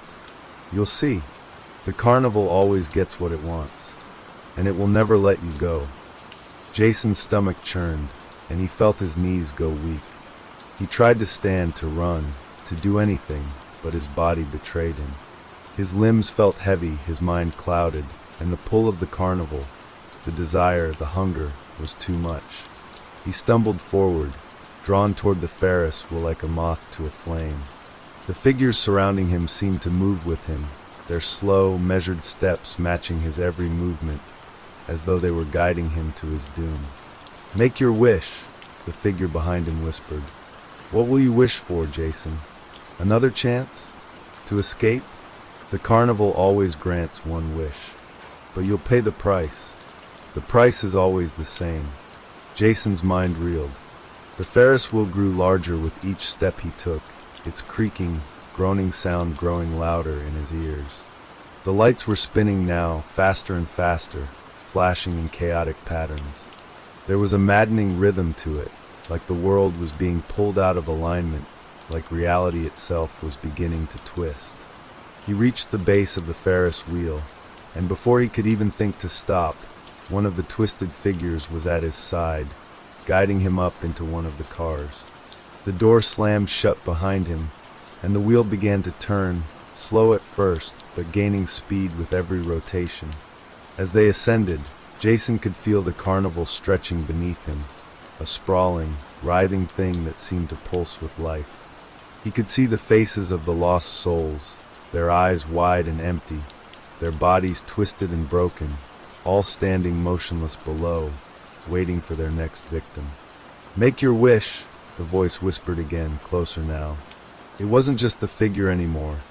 It was the carnival itself, speaking through the very air, through the lights, the sounds, the smells. "What do you desire most, Jason? Power? Love? Freedom? Choose." The carnival gives, but it always takes more in return. Jason's head spun. His thoughts were a blur, his chest tight with panic. What did he want? What could he wish for that would set him free? The desire to escape gnawed at him like a hungry animal, but he knew the truth. There was no escape. Not for him. Not for anyone. And then it hit him, the answer. The only way to survive this nightmare. He couldn't escape. He couldn't fight it. But he could resist. He could refuse the wish. He clenched his fists, his breath coming in shallow gasps. I wish for nothing," he whispered, his voice trembling but resolute. "I don't want anything from you." The Ferris wheel jerked to a halt, throwing him forward into the bars of the car. The world around him blurred, the carnival's lights spinning in chaotic patterns, as if everything had come to a screeching halt. For a moment, there was silence, an eerie, suffocating silence. And then the carnival's voice, echoed in his mind, its tone colder than ice. "Then you shall have nothing." Suddenly, the carnival itself seemed to close in around him, its twisted forms crowding every corner of his vision. The figures pressed closer, their distorted faces leering at him, their hollow eyes burning with an unholy hunger. Jason's heart raced, his chest tightening. He had made his choice. He had rejected the carnival's offer, but in doing so, he had condemned himself to something worse. The emptiness, the void, was spreading inside him, suffocating him from the inside out. He could feel it now. The carnival's hunger was his hunger. Its emptiness was his emptiness. And there was nothing left to fight, no desire to hold on to, no will to escape. He was already part of it. The Ferris wheel began its slow ascent once again, and Jason sank into his seat, his body heavy with the weight of inevitability. The carnival had him now, and there was nothing he could do but ride along as it devoured him, piece by piece. The lights continued to spin, faster and faster, until Jason's mind melted into the carnival's endless, consuming darkness. The Ferris wheel creaked and groaned as it ascended once more, but this time it felt different. The air around Jason thickened with an oppressive weight, as though the very atmosphere was suffocating him, pressing in from all sides. The carnival had become a living thing, hungry, all-consuming, and now it was drawing him in deeper. His body felt numb, as if the desire to resist, to fight back, was being slowly drained away, like water being siphoned from a well. Jason's eyes fluttered open and shut as the wheel climbed higher, the carnival sprawling beneath him, a twisted reflection of the world he had known. The lights flickered, their once bright and inviting glow now dim and flickering like the dying embers of a fire. His mind was in a haze, fragmented thoughts slipping through his fingers like sand caught in a storm. He tried to focus, tried to find some anchor in the chaos, but it was too late. The carnival was inside him now, its hunger, its emptiness, He could feel them gnawing at his very soul. "What is this?" he whispered to himself, though the words sounded foreign, lost in the shifting atmosphere. He glanced around, but there was nothing to see. The figures, the twisted, hollow souls, were gone. The carnival was silent now, its once vibrant sounds replaced with a hollow, unnatural stillness. And then, just as the silence threatened to consume him entirely, a voice broke through the void. It was soft, like the rustling of dead leaves, but it carried a weight to it, a presence that shook him to his core. "You made your choice, Jason," the voice said, its tone like a caress, but there was no warmth in it. "You wanted nothing, and now you have it all. You've become part of the carnival, a soul lost to the void, just like the rest of us." Jason's breath hitched, his heart pounding in his chest. He turned his head frantically, searching for the source of the voice, but there was no one. No figure, no presence, just the oppressive silence that hung over him like a thick fog. "No," he whispered, shaking his head. This isn't real. I can't be part of this. I won't be." The voice laughed softly, a low, hollow sound that seemed to reverberate in his very bones. "Oh, but you already are," it said. "You've been part of it from the moment you stepped through its gates, from the moment you sought what you desired most. You've always been part of the carnival. It's just a matter of time before you forget, before you become one of us." Jason gripped the bars of the Ferris wheel tightly, his knuckles white as he fought to keep himself grounded. He could feel it, this pull, this irresistible force dragging him into the abyss. It was getting harder to hold on to himself, to remember who he was. The carnival was erasing him, piece by piece. "No," he cried, his voice raw with desperation. "I'm not like you. I'm not like them." But the carnival didn't care about his protests. It didn't care about his defiance. It was an ancient thing, a force that had existed long before Jason had ever set foot in that town, and it would continue long after he was gone. The carnival was a trap, an endless loop of desire and consumption, and once you entered, there was no way out. And then, the Ferris wheel jerked to a stop, throwing Jason forward, his face pressed against the cold metal bars. The car rocked slightly, and for a moment he felt a strange sense of weightlessness, as though the entire world had tilted and he was drifting in space. Suddenly the lights flashed again, brighter, faster, more chaotic, and with each flash the faces appeared again. The souls that had been lost to the carnival, their hollow eyes staring up at him, their bodies contorted and broken. Some were standing, others were twisted on the ground, writhing in agony. But no matter where they were, no matter how they moved, they were all the same. Hollow, empty, consumed. "Join us," the voice whispered again, this time louder, more insistent. "You'll be one of us soon enough." Jason's chest tightened as the weight of their gazes pressed down on him. He could feel it, the growing emptiness inside him, the hunger that was clawing at his mind, at his very soul. It was hard to think, hard to breathe, hard to hold on to anything. He closed his eyes, tears welling up in his eyes as the carnival's grip on him tightened. It was all too much. The desire, the hunger, the endless cycle. There was no escape. There was no freedom. But then something shifted. For a moment, a fleeting moment, a sliver of clarity broke through the fog. Jason remembered. He remembered who he was. He remembered the life he had left behind. The family, the friends, the small, simple moments that had once brought him joy. He remembered why he had come to the carnival in the first place. It wasn't to lose himself. It wasn't to become part of the darkness. It was to escape. "I won't let you take me," he whispered through clenched teeth, his voice trembling but determined. "I won't become one of you."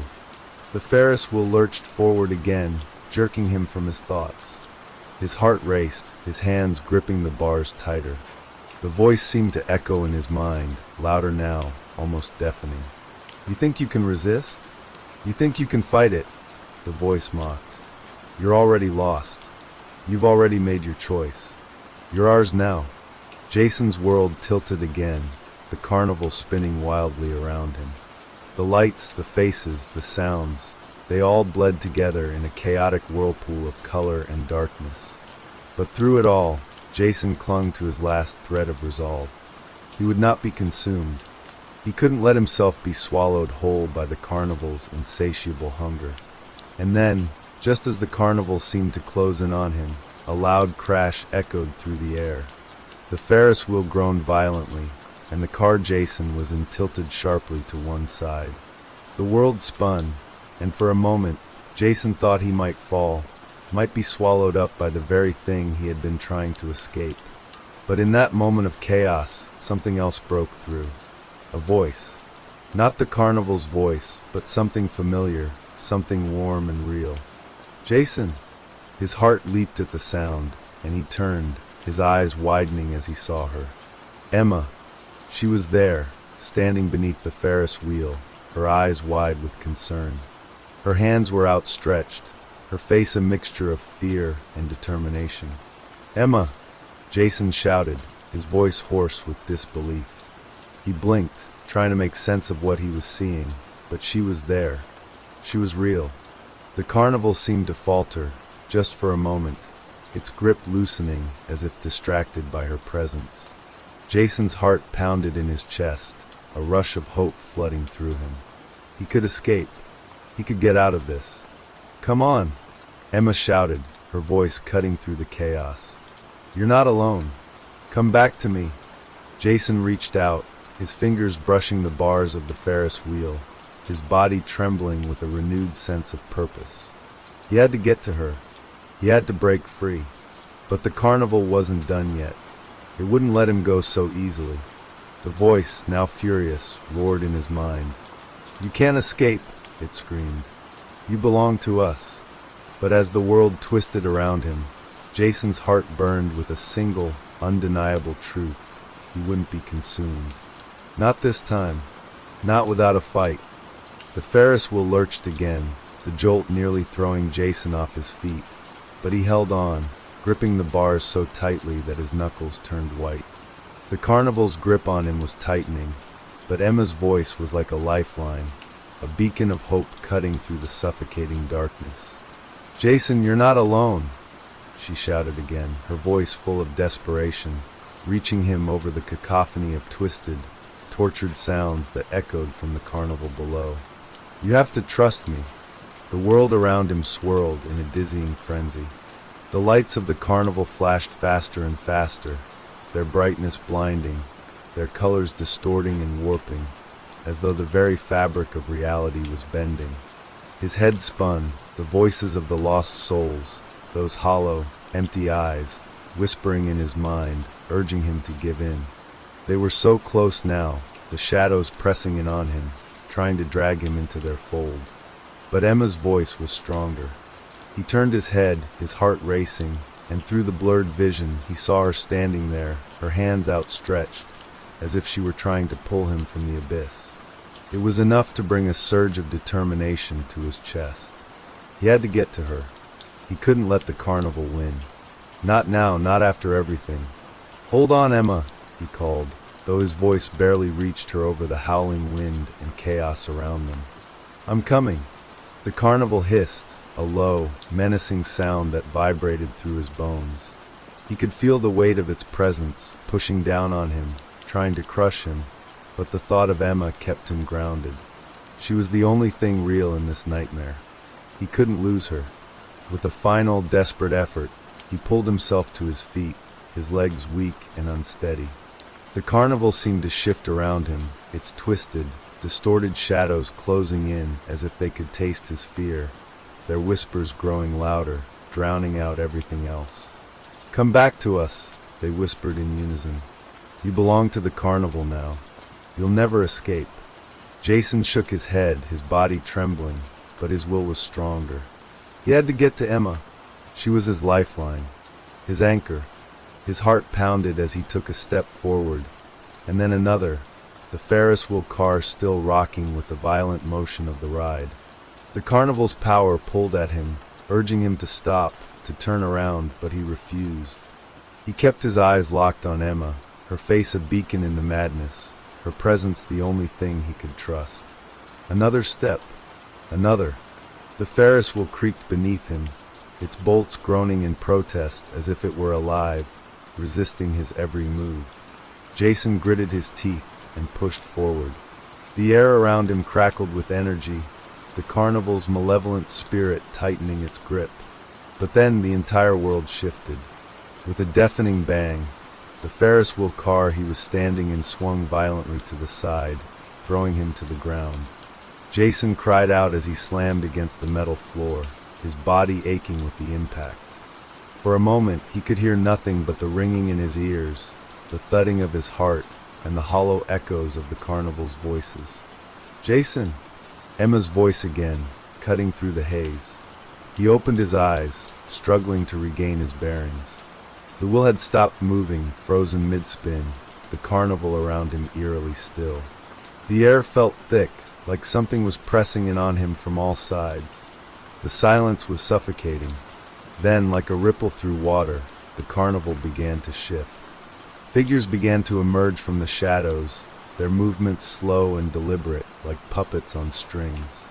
The lost souls, their eyes hollow, their bodies twisted, began to shuffle toward him. The ground beneath his feet seemed to tremble with the force of their approach. Each of them was a fragment of a past desire, a soul that had been consumed by the carnival, twisted into something else. Jason's chest tightened as he scrambled to his feet, his mind racing. There was no time to think, no time to hesitate. He had to move. "Stay away from me," he shouted, but his voice sounded weak, the words lost in the thickening air. The figures didn't respond. They just continued to move forward, their broken bodies shuffling toward him, their eyes never blinking. Jason backed away, his breath coming in ragged gasps. He didn't know how much longer he could keep his footing. The carnival was pulling at him, the emptiness inside him growing, threatening to swallow him whole. "Jason!" Emma's voice again, clearer this time, coming from somewhere behind him. He turned, his heart leaping at the sound, and there she was, standing just beyond the ring of figures, her face full of concern, but also something else, something stronger. She was reaching for him, her hand outstretched, as though she could somehow pull him from the clutches of the carnival. Jason didn't hesitate. He ran toward her, his legs weak but determined, his breath coming in short bursts. The figures lunged at him, their hands reaching for him, but he pushed past them, the weight of their grasp barely touching him. His mind was focused on Emma. She was real. She was the only thing that mattered. As he reached her, Emma's arms closed around him, pulling him into an embrace, and in that moment, the world seemed to freeze. The carnival's whispers faltered, and the oppressive darkness that had surrounded him loosened its grip. For the first time in what felt like forever, Jason could breathe. He could feel something, someone, holding him, anchoring him to reality. "I'm here," Emma said softly, her voice trembling as she held him close. "I'm not leaving you." Jason let out a shaky breath, his heart still pounding in his chest. He clung to her, feeling the warmth of her touch, the solid reality of her presence. But even as he held on to her, the carnival wasn't done. The Ferris wheel groaned once more, the sound echoing like a death knell. The figures were closing in again, their pace quickening, their eyes burning with hunger. Jason felt the world around him begin to warp once more, the carnival's grip tightening again, pulling at him, pulling at Emma. "Don't let go," he whispered urgently, his voice thick with fear. "We have to get out of here. Now." Emma nodded, her face determined but pale. "We will. Just stay with me." But as they turned to leave, the ground beneath them began to shake. The carnival wasn't going to let them go. Not that easily. The shadows closed in faster now, and Jason could feel the pressure mounting, the carnival's forces clawing at him, trying to tear him away from the only thing that mattered. Emma. She was his strength, his only hope. The figures were all around them now, their hands reaching, their mouths opening in unison, their voices whispering words he couldn't understand, but he could feel the meaning deep within him. It was over. No, Jason refused to let it end like this. He spun around, facing the figures as they closed in. "Get back!" he screamed, his voice raw and desperate. He wasn't going to let them take Emma. He wasn't going to let them take him. The carnival had no mercy. But Jason had something it couldn't take. Something the carnival had overlooked. He had hope. And with that, he stood his ground. The air was thick with the stench of decay, the carnival pressing in like a suffocating fog. The twisted figures, their gaping mouths and hollow eyes, shuffled closer, their hands outstretched like claws, ready to drag Jason and Emma into the abyss. But Jason could feel it, the tiny spark of defiance flickering inside him, growing stronger with every passing second. "Get away from us!" Jason shouted, his voice cracking but filled with fierce determination. His feet planted firmly on the ground as he faced the approaching shadows. Emma stood beside him, her hand tightly clutching his, her face pale, but her eyes alight with a burning resolve. The figures hesitated. For a brief moment, they paused, as if sensing the change in the air. They were used to fear, to despair, to souls breaking under the weight of their darkest desires. But they had not anticipated this: resistance, defiance, hope. "Don't let them take us," Emma whispered, her voice barely audible, but filled with an undeniable strength. Jason squeezed her hand. "We won't let them." The carnival's whispers grew louder, their voices a cacophony of hunger and malice, but Jason and Emma stood their ground. The figures closed in again, but this time something felt different. Jason's heart raced in his chest, not from fear, but from an overwhelming sense of urgency. He had to act now. Without thinking, Jason lunged forward, pushing Emma behind him. The shadows recoiled slightly, their ghostly forms flickering as if uncertain. He didn't know what was happening, but something in his gut told him to keep going, to break through their reach, to refuse the carnival's control. The Ferris wheel above them creaked, its massive wheel spinning once more, and with it came a deep, guttural sound. The carnival wasn't going to stop. It was relentless. But Jason didn't care. His mind was clear now. Emma was beside him, and that was all that mattered. They could escape this. They could survive. He reached out, grabbing a piece of carnival debris, a rusted, broken sign half buried in the ground. It felt cold in his hands, but the sharp edges felt strangely comforting, like a weapon he could use to cut through the nightmare. With all his strength, he swung the sign toward the nearest shadow. The impact sent a shockwave through the air, a ripple of energy that seemed to shake the carnival itself. The figure let out a screech, a sound of rage and frustration, and staggered back, as if the force of Jason's defiance had pierced through its very soul.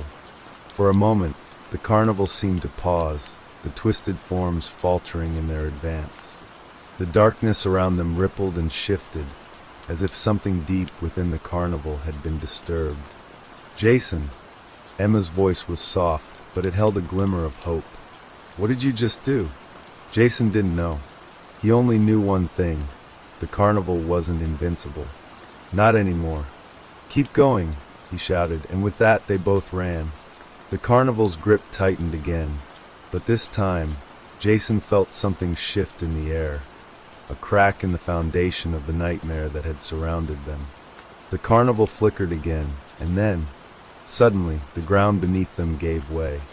Jason stumbled, and Emma's scream echoed in his ears as the world around them twisted violently. The sky turned dark, the lights of the carnival flashing erratically, as the very earth seemed to buckle beneath their feet. They were falling. The ground disappeared, and they plunged into the darkness below, the sounds of the carnival's cries fading as they descended deeper into the void. When Jason's feet hit the ground, it wasn't solid, at least not in the way he expected. The floor felt soft like sand, but more malleable. The air was thick, almost suffocating, as if they had been dropped into the very heart of the carnival itself. Around them, the shadows whispered in a language Jason couldn't understand, pressing in from all sides. He looked around desperately, but there was no sign of the carnival above them, no sign of the twisted figures. Only darkness, stretching out infinitely. "Where are we?" Emma whispered, her voice small but filled with fear. Jason didn't have an answer. He felt the weight of the darkness pressing down on them, thick and heavy. He turned to her, reaching out to pull her closer. "We'll find a way out," he promised, though doubt clawed at the edges of his mind. The carnival had them now. They had fallen into its deepest depths. Was there a way out? Or had they just sealed their own fate? Suddenly, the ground beneath them rippled, and out of the darkness, a figure appeared. At first, it was a mere silhouette, but as it stepped forward, it revealed itself in its horrifying form. The figure was tall, impossibly tall, its limbs elongated and distorted. Its face was smooth, featureless, save for two black pits where its eyes should have been. Its mouth was wide and stretched unnaturally, a jagged grin that seemed to spread endlessly across its face. It was neither human nor monster. It was something in between, a twisted reflection of the carnival itself. Jason's heart pounded in his chest as the figure stepped closer. He wanted to scream, but his throat was dry, his voice caught in the grip of terror. Emma's breath hitched beside him. "What is that thing?" Jason didn't know, but it was clear. This was no ordinary soul lost to the carnival. This was something worse. The figure's mouth stretched wider, its grin widening impossibly, its hands reaching forward. The air grew colder as the figure's fingers brushed the ground, leaving behind a trail of frost. The shadows seemed to follow in its wake, wrapping around them like chains. "Jason, we have to run," Emma whispered urgently, tugging at his arm. But the figure's presence froze them both in place. It was as though it had them in its grip, its very existence sucking the will to move out of their bodies. The figure's voice came then, soft and whispery at first, like a distant breeze brushing through a graveyard. "You think you can escape, little ones? You think you can break free from the carnival?" The ground beneath their feet began to tremble, as if responding to its words. Jason felt a coldness spread through him, the dread of an inescapable fate sinking into his bones. "No," Jason said, his voice shaking but firm. "We're not staying here. We're not part of this." The figure's grin widened, and it leaned closer, its face now inches from Jason's. "You've already made your choice," it murmured, its voice like ice scraping against stone. "The carnival has claimed you. You can never escape." But Emma wasn't giving up. She stepped forward, her body trembling, but her eyes burning with defiance. She didn't speak, but she reached into the darkness around them, pulling something from the air. Jason watched in awe as she held up her hand, a shard of glass, shiny and sharp, glinting in the dim light of the void. Without hesitation, she thrust it toward the figure, her eyes filled with raw emotion. "We're not yours," she shouted. And in that moment, the world around them seemed to shudder, a ripple running through the darkness as the figure recoiled from the shard. But it wasn't enough. The carnival was far from done with them. The figure stumbled backward as the shard of glass made contact, its hollow eyes flickering with anger. But the ripple caused by Emma's defiance was only a momentary distraction. The air around them thickened once more, the shadows growing longer, pressing in closer with an almost physical weight. It felt as though the entire carnival had shifted, tightening its grip on them. Jason's heart pounded in his chest. Emma's hand still gripped the shard, but her face was pale, her body shaking, as if the very act of confronting the figure had drained her of strength. The grin on the figure's face spread wider, its mouth now stretching grotesquely as it stepped closer once again. It seemed to be feeding off their fear, drawing power from their desperation. "You think you can fight back?" the figure whispered, its voice like dry leaves scratching against the earth. "This carnival has taken more than you can imagine. Every soul that enters belongs to it. Forever." Jason clenched his fists. He couldn't let this thing take Emma. He wouldn't. "We're not afraid of you," Jason said, though the words felt hollow in the face of the overwhelming darkness. He could hear the doubts in his own voice, but he refused to let them show. The figure paused, its distorted head tilting slightly, as if considering his words. The shadows around them seemed to grow more intense, swirling like a storm. Jason could feel the pressure mounting, an unseen weight bearing down on them. It was as though the carnival was waiting, biding its time, playing with them. "Do you truly believe that?" the figure said, its voice now mocking cruel. "Do you believe you can escape what is already yours?" Emma, still trembling, reached for Jason's hand. "Jason, we can't fight this. It's too strong." Her voice was barely a whisper, but the weight of her fear made it feel like a shout. But Jason didn't waver. He couldn't. Not now.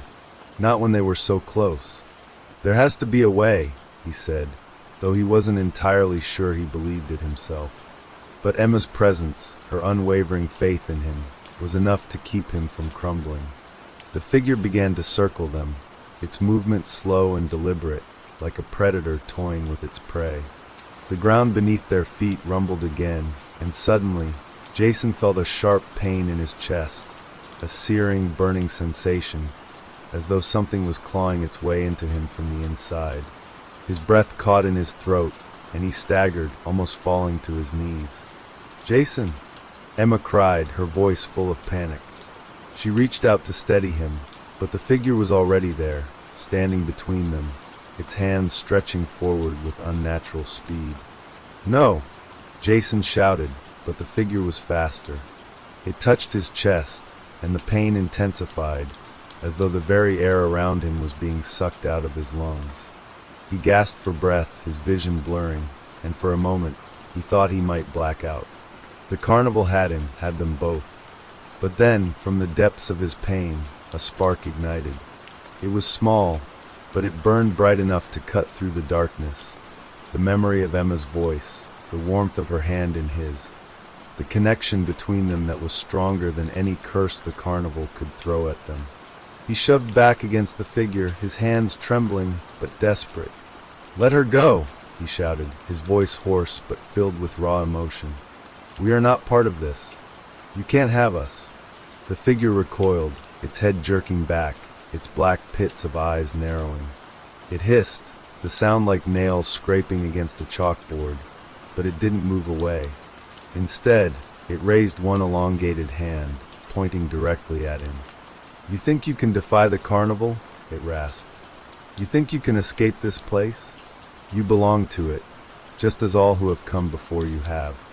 There is no escape." Jason could feel the world slipping away again, the shadows closing in, but this time, something felt different. The pain was still there, gnawing at him, but it wasn't just his fear that was fighting back anymore. It was the love he felt for Emma. It was the bond between them that couldn't be severed, no matter how deep the carnival's claws dug into them. "I don't belong to you," Jason said, the words fierce now, almost a growl. "Neither of us do." The figure laughed, a hollow, echoing sound that filled the air around them. "You think your love can save you? It is a weakness, a fleeting thing. The carnival devours what is weak, what is fragile." Emma gripped Jason's hand tighter, her voice shaking but steady as she said, "We are stronger than you think. We will survive this. Together." The figure paused, its distorted grin faltering for just a moment. But that was enough. That moment of hesitation was all Jason needed. He wasn't going to let this thing take Emma. He wasn't going to let it take them both. With a final, desperate cry, Jason pulled Emma toward him and shoved forward, using all his strength to break through the air of oppressive darkness that surrounded them. The figure screeched, its form distorting, the edges of its body flickering as though it were fading, weakening. The ground beneath them shook violently, and Jason could feel something crack in the air, something that had been holding them in place. The shadows that had once pressed in around them now began to retract, as if the carnival itself was starting to unravel. The carnival was losing its grip on them. Jason's heart pounded in his chest as he pulled Emma closer. Together, they ran, not knowing what direction they were going, just knowing they had to keep moving. The figure's scream echoed in their ears, a terrible sound, but it was fading, weakening, like the carnival's power was beginning to break. And then, with a suddenness that left them gasping, they broke free. The world around them shifted again, the oppressive darkness lifting as the carnival's twisted influence began to fall away. The air was no longer suffocating. The shadows no longer felt alive. Jason felt the weight of fear and uncertainty lift from his chest. They were free, but as they looked around, they realized they weren't out of danger yet. The carnival had not been defeated. It had only been pushed back. They had a long way to go before they would truly escape the grip of the carnival, and before they would truly be safe. But Jason knew one thing for certain. As long as they had each other, they had a chance. And that was all they needed. With Emma by his side, they would find a way to end this nightmare, together. The darkness around them began to fade, the carnival's twisted grip slowly loosening as the air cleared. The oppressive weight that had clung to their souls for so long was finally beginning to lift, but the threat still loomed in the distance. Jason and Emma ran, their breath ragged, their steps desperate.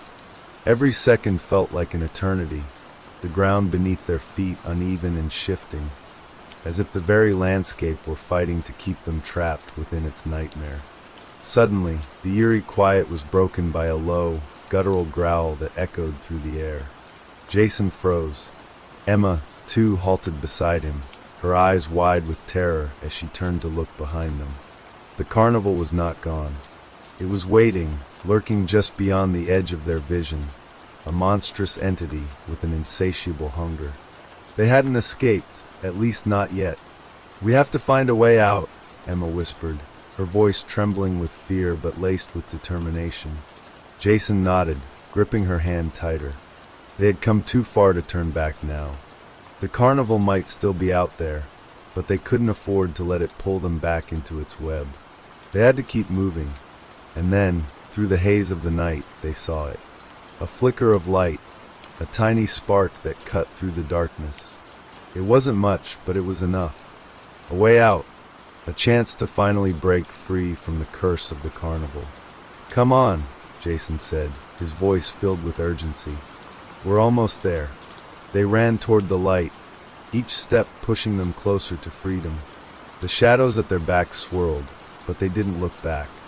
The distant, haunting laughter of the carnival followed them, but the light ahead grew brighter, stronger with each passing moment. And then, as if by some miracle, they reached it. The light wasn't just any ordinary glow. It was a doorway, a crack in the fabric of reality, a thin tear in the dark world that the carnival had dragged them into. Jason could feel the energy radiating from it, warm and pulsing with a promise of safety. The doorway shimmered like glass, just barely holding itself together, as if it could close at any moment. "Go," Emma urged, pushing Jason toward it. Without another word, they both stepped forward, the world around them twisting one last time as they passed through the threshold. There was a blinding flash of light, and then nothing. Silence. When Jason opened his eyes, he found himself standing in the middle of a quiet street, the cold night air brushing against his face. He looked around in confusion, then glanced at Emma, who stood beside him, breathing heavily but unscathed. They were back. The carnival was gone. The street was empty, calm, and peaceful, as though the horrors of the night had never been. No twisted figures, no shadows lurking in the corners. Just an ordinary town, its street lamps casting soft pools of light on the empty road. They were free. Emma looked up at him, her eyes full of relief, but also something else, something deeper. They had made it out, together.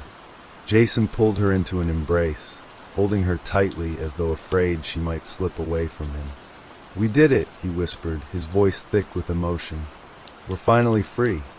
She nodded, her face pressed against his chest. "Yes, but at what cost?" she murmured. Jason didn't have an answer. He didn't know what had happened to the carnival, why it had come for them, or how they had managed to break free. But in that moment, none of that mattered. They had survived, and that was enough. The night stretched out before them, peaceful and still. For the first time in what felt like forever, The world seemed safe, normal, free of the dark force that had held them captive. Jason felt a weight lift off his shoulders, the fear and uncertainty finally fading away. But in the distance, just on the edge of his awareness, something stirred. A flicker of movement, a shadow passing between the street lamps. Jason stiffened, his heart racing once more. "Do you hear that?" Emma asked, her voice barely above a whisper. Jason turned, scanning the street. But there was nothing but the quiet hum of the night. He shook his head, trying to calm the rising sense of dread in his chest. "Maybe it's just the wind," he said, though his words felt hollow. He couldn't shake the feeling that they weren't truly alone, that something was still watching them from the shadows. He tried to dismiss the thought, but deep down he knew better. The carnival might have been gone, but its darkness, its curse, it never truly left.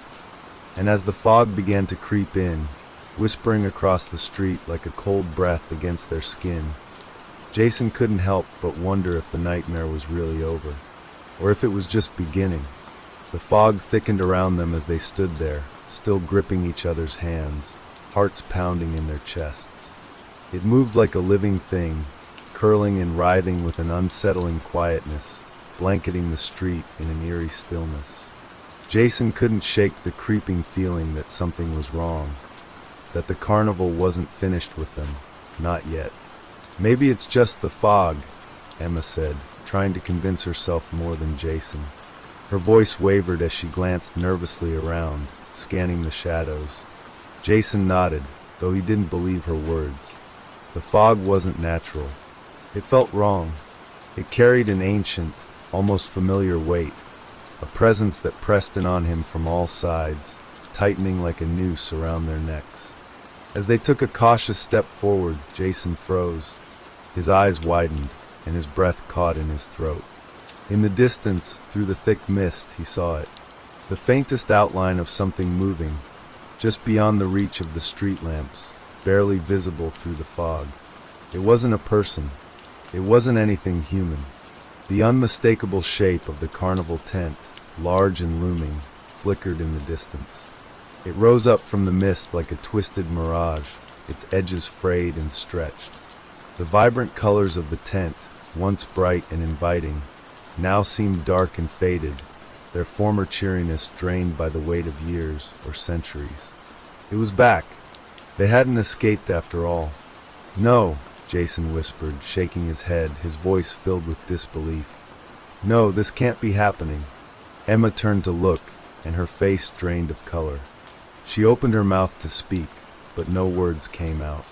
Her eyes locked onto the carnival's figure emerging from the mist, a shadowy, indistinct form, slowly stepping into view.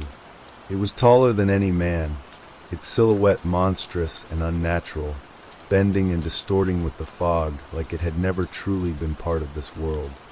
"Do you see that?" Emma whispered, her voice trembling. It's here. Again." Jason's hands shook, his pulse quickening. The figure stepped closer, and the fog parted just enough for him to make out its shape. Tall, gaunt, with long, spindly limbs and an impossible, grinning face that twisted with each movement. It was the same figure they had seen inside the carnival, the same voice that had taunted them. "Did you really think you could escape me?" the figure said, its voice a low, hissing rasp. "You belong to me now. Forever." Jason took a step back, pulling Emma with him. They needed to run. They needed to get away now. But the figure raised a long, skeletal hand, and with a snap of its fingers, the mist thickened, closing in around them like a shroud. The very air became suffocating, pressing against their chests, dragging at their limbs. No escape. Emma's breath quickened, her eyes wide with terror. "We can't outrun it, Jason. We were trapped."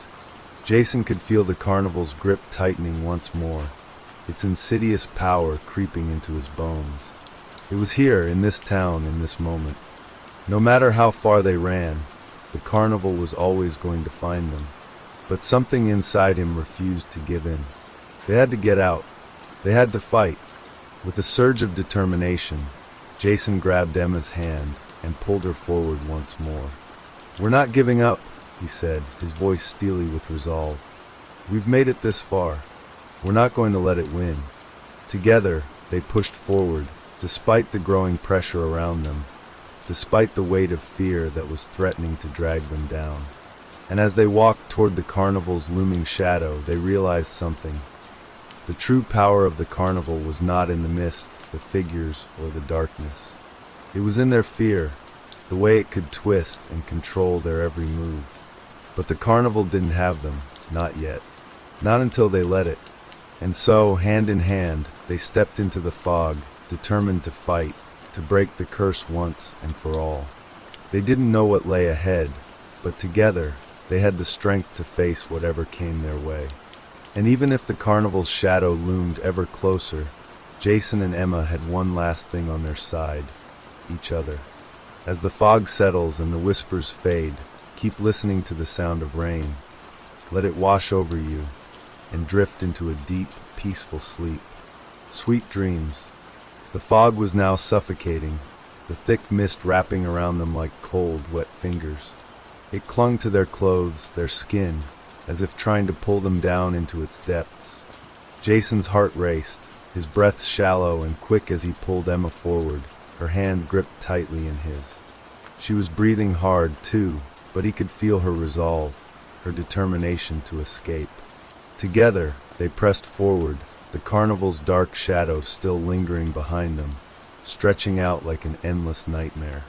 But the more they pushed against it, the more they resisted, the less it seemed to hold power over them.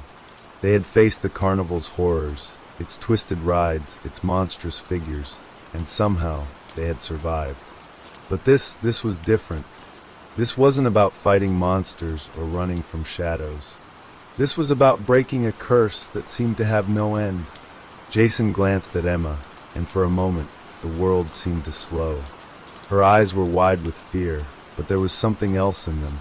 Something that made him believe that, no matter what happened, they could make it out. They had to. They reached the edge of the street, the mist still clinging to them. But up ahead, there was something else, a bright, soft light. A street lamp, flickering but steady, glowing like a beacon in the dark. It was as if it were calling to them, a final promise of safety.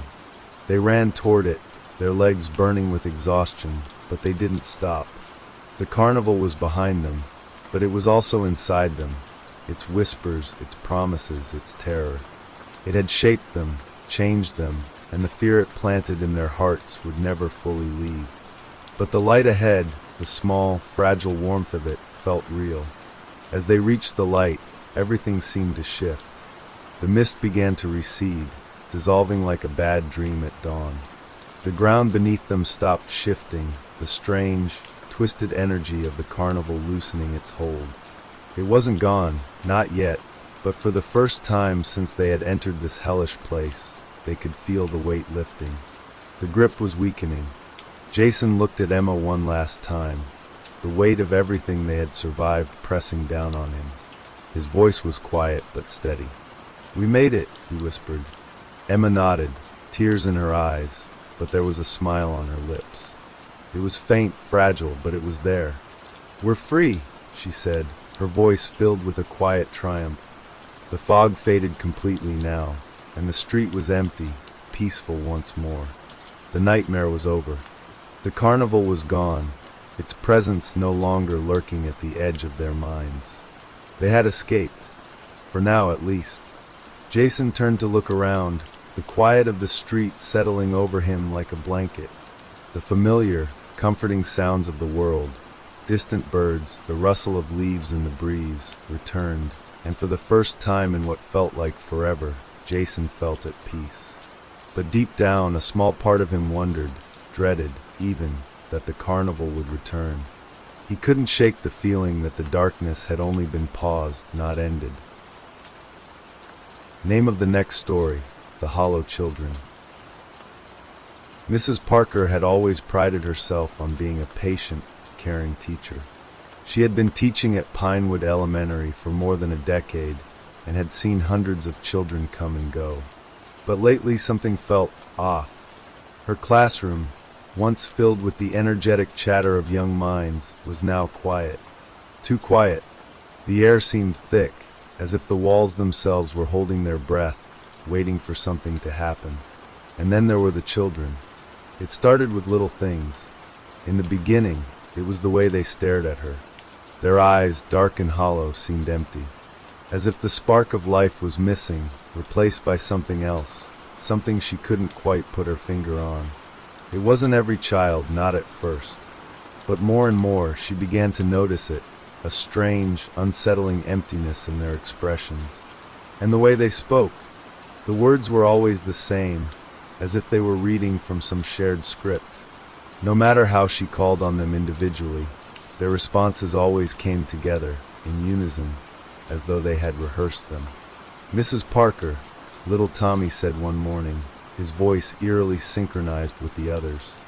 "We are waiting for it." The rest of the class nodded in perfect harmony. It was just a simple sentence, but something about it sent a chill up Mrs. Parker's spine. She smiled awkwardly, chalking it up to an overactive imagination. Children often said strange things. They were just being kids. But the more she thought about it, the more she realized how unusual it was. What did they mean by waiting for it?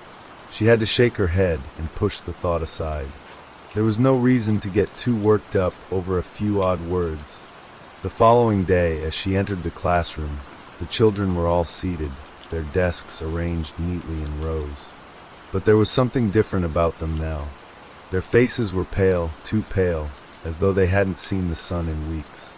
And their eyes, they were dark, too dark, almost like deep, endless voids. Mrs. Parker walked to the front of the class, her footsteps heavy on the creaky wooden floor. "Good morning, class," she said, trying to keep her voice steady. "Good morning, Mrs. Parker." They all replied in unison, the words flowing out in perfect harmony, too perfectly. It was as if they weren't speaking, but repeating a line they had been told to say. There was no enthusiasm in their voices, no joy that usually accompanied a new day of learning. Her gaze flicked over to the window. The trees outside seemed still, the branches unmoving despite the faint breeze. The silence in the classroom felt thick, like a fog, and it made her skin crawl. Trying to push the discomfort aside, Mrs. Parker began the day as usual. She handed out worksheets, asked questions, but it was clear something was wrong.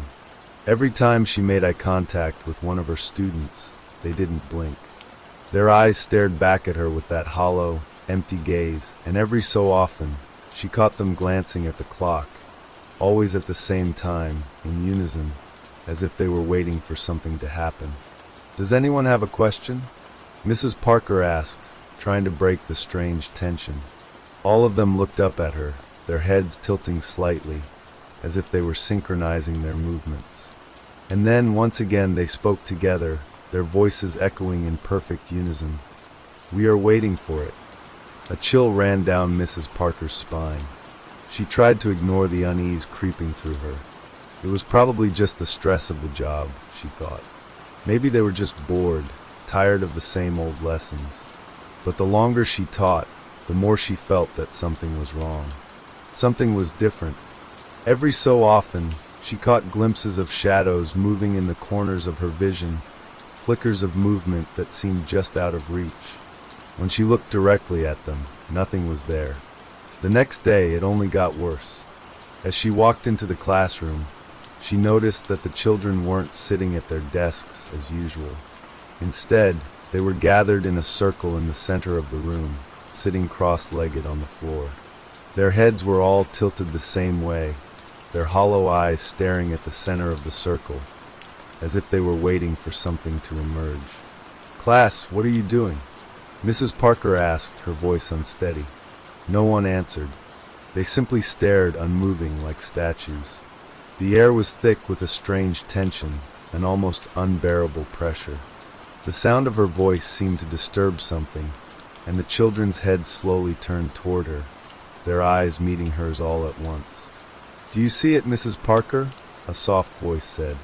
It was Rachel, a quiet girl who had always been one of the more shy students in class.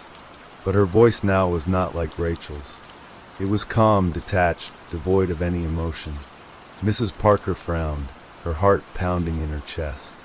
"See what, Rachel?" But Rachel didn't answer. She simply returned to staring into the center of the circle, where there was nothing. Nothing at all. Mrs. Parker walked to her desk, feeling the weight of the children's gaze on her back. She tried to shake off the unsettling feeling. She had taught these kids for months, seen them grow and change.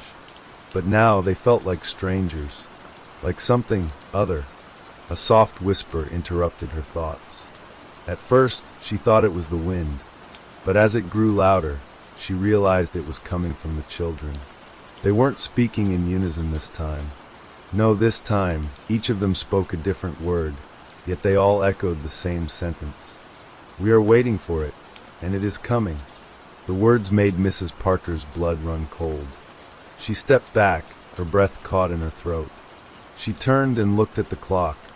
The second hand ticked loudly in the silence, each tick like a hammer against her chest. "Waiting for what?" she asked, her voice barely a whisper. The children's heads turned toward her, their eyes wide and unblinking. The silence grew unbearable, and Mrs. Parker felt her heart race. It was as if the walls of the classroom were closing in on her, the air growing heavy and thick with an unseen presence. And then, in perfect unison, the children answered, "It is almost time." Mrs. Parker's hands shook as she reached for the phone, dialing the principal's office. Her thoughts were a whirl of confusion and fear. There had to be an explanation. There had to be some reason for this strange behavior. Maybe they were playing a game, or maybe it was some kind of prank. But she knew deep down that this wasn't a game. When the principal answered, her voice was tight with anxiety. "Mrs. Parker, are the children behaving normally?" she asked. I don't know," Mrs. Parker replied, her voice trembling. "There's something wrong. They keep saying they're waiting for something. Waiting for it." There was a long pause on the other end of the line. Then, the principal's voice returned, low and tense. "You need to leave the building.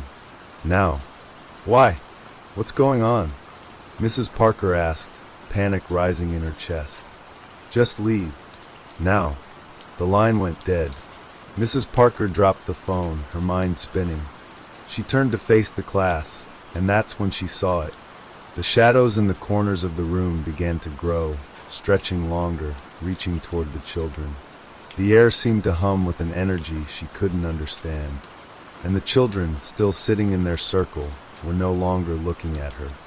They were staring at the doorway, their eyes fixed on something just beyond her, something she couldn't see. "We are waiting for it," they whispered, their voices eerily calm. Suddenly, the door to the classroom creaked open. The door creaked open slowly, its hinges groaning, as if reluctant to reveal whatever was waiting on the other side. Mrs. Parker's heart pounded in her chest. She didn't want to turn around. She didn't want to face whatever stood behind that door. But something, some compulsion she couldn't explain, urged her to look. Slowly, she turned her head. The doorway was empty. There was no figure standing in the doorway, no shadow, no sign of anyone or anything that might explain the children's strange behavior. But as her eyes lingered on the open door, she felt it, an invisible presence, something that made the hairs on the back of her neck stand up. It was as if the very air had shifted, charged with a strange energy that made the classroom feel alive in a way that was utterly wrong. She turned back to the children, who hadn't moved. They still sat in their circle, their hollow eyes fixed ahead, their expressions blank, and yet intent. There was no joy in their faces, no curiosity. They looked like marionettes, waiting for the next command. "We are waiting for it," Tommy said again, his voice flat, emotionless. And then a chill ran through the room. Mrs. Parker could feel it, a sudden drop in temperature that seemed to come from nowhere. Her breath fogged in the air, and she shivered uncontrollably. The room grew darker, the shadows stretching and twisting unnaturally, like fingers reaching for something unseen. The children didn't react to the cold. They didn't flinch as the temperature dropped. The clock on the wall ticked louder, its second hand moving slower now, as if the passage of time itself was being stretched thin, pulled in impossible directions. Mrs. Parker's pulse quickened. The shadows were getting closer, closer to her.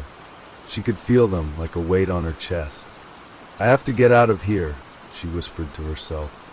She stepped backward, away from the children, toward the door, but as she did, her feet faltered, tripping over something on the floor. She looked down. The chalk she had dropped earlier was now lying in the middle of the room. But that wasn't what caught her attention. It was the trail of black, oily marks that led from the door to the center of the circle where the children sat. It looked like a path of ink, or something darker, something that bled into the floorboards, staining the edges of the classroom. And in the center of the ink, where the children's feet rested, was something else. Something black and smooth, glistening in the dim light. A small, round object, resting just beneath their feet. It was as if it had appeared out of nowhere. Her breath hitched in her throat. "What is that?" she whispered. The children didn't answer. They didn't move. They just stared ahead, their eyes never blinking. In a daze, Mrs. Parker reached down and picked up the object. It was heavier than she had expected, and as her fingers closed around it, a shock of cold electricity ran through her hand. She gasped, her skin tingling with the unnatural sensation. The object was smooth and unyielding, almost as though it was carved from some kind of stone or metal. The surface of it gleamed under the flickering light from the overhead lamp. She stared at it, her mind racing, struggling to comprehend what she was holding. It didn't belong here, not in her classroom, not in this world. It felt wrong. Without thinking, Mrs. Parker turned and walked to the window. She had to get out of here. She had to escape before whatever was happening took full hold of her. But when she looked outside, the world had changed. The sky was no longer blue. It was a dark, bruised purple, swirling with ominous clouds that twisted and churned above the school. The trees outside had become twisted, their trunks contorted, and their branches reaching up like gnarled fingers, clawing at the sky. The playground, once a familiar place filled with laughter and life, was now a desolate stretch of twisted metal and broken swings that swayed in the unnatural wind. And then she saw it. Out in the distance, standing at the edge of the playground, was a figure. At first, it appeared to be nothing more than a shadow, just a dark outline against the bleak sky. But as her eyes focused, she saw the shape more clearly. It was a person, or at least something that resembled a person. Its figure was tall, unnaturally tall, and its limbs stretched far too long. The face was pale, almost featureless, but its hollow eyes, its eyes were watching her. Mrs. Parker's breath caught in her throat. The figure didn't move. It didn't need to. Its presence filled the room, a weight on her chest that was almost suffocating. She could feel it pulling her, beckoning her to come closer. Suddenly, a voice cut through the silence, one that came not from the children, but from somewhere deeper within the classroom, a voice that seemed to come from the walls themselves. "You cannot escape." Mrs. Parker turned, her eyes wide with terror, but there was no one behind her. The children were still there, sitting perfectly still, but now their eyes were locked on her, their gazes piercing and intense. They didn't speak, but somehow she understood. They weren't waiting for something. They were waiting for her. She backed away slowly, her mind spinning. She had to leave. She had to get out, but as she turned to flee, the door slammed shut. She yanked at the handle, but it wouldn't budge. It was as if the door itself had become part of the wall, sealed shut with an unnatural force. Panic rose in her chest. There was no way out, no escape. And then she felt it, the presence, the one that had been lurking just beyond her vision, creeping closer and closer. "Mrs. Parker," one of the children said softly. She froze, her heart skipping a beat. It was Rachel again, her voice calm and detached. "You are part of it now." The word sent a jolt of fear through her. She turned back to the window, desperate for some escape, but the figure outside was closer now. It was moving toward the school, its long limbs gliding across the ground with disturbing speed. And with every step it took, The children in the classroom whispered in unison. "We are waiting for it. It has come." The shadows in the room grew darker, wrapping around her like a suffocating cloak. The walls seemed to close in on her. The temperature dropped further, and she could see her breath in the air, each exhale a puff of fog. And then the walls began to bleed. The ink-like substance from the center of the room seeped from the cracks in the walls, pooling around her feet, crawling up her legs like some living thing. The voice echoed again, louder this time, as if it was all around her. "You cannot change what has already begun." Mrs. Parker fell to her knees, clutching the strange object in her hand. It was growing colder, colder by the second, the chill radiating through her bones. The presence was too strong now. She could feel its power surging through the room, invading her mind, suffocating her thoughts. And as the darkness enveloped her, she understood. She had been wrong all along. The children weren't waiting for something. They had already become part of it. They were its vessels, its messengers, and she was the final piece. The classroom dissolved around her as the shadows claimed her, and her last thought before everything went black was the whisper that filled the air. "You are ours now." The world was dark, suffocatingly so. Mrs. Parker tried to scream, but no sound escaped her throat. She could feel her heart racing in the pit of her chest, but the darkness, thick, oppressive, seemed to swallow all sensation. It was as if she was drifting, lost, in some kind of void, with no direction, no sense of time. There was only the sound of her own heartbeat, thudding louder and louder in her ears. And then, as if the void had swallowed her scream, a whisper broke through. It was faint at first, like the rustling of paper, but then it grew clearer. "You're not gone yet." The voice was neither male nor female, but something in between, distorted, unnatural. It seemed to echo from every corner of her mind, surrounding her, pressing in on her. Who are you?" Mrs. Parker's voice came out in a hoarse croak, barely a whisper of sound, but somehow the entity heard her. "You are ours," it said again, its voice cold, like the wind on a winter's night. "We are the hollow children. We have waited for you."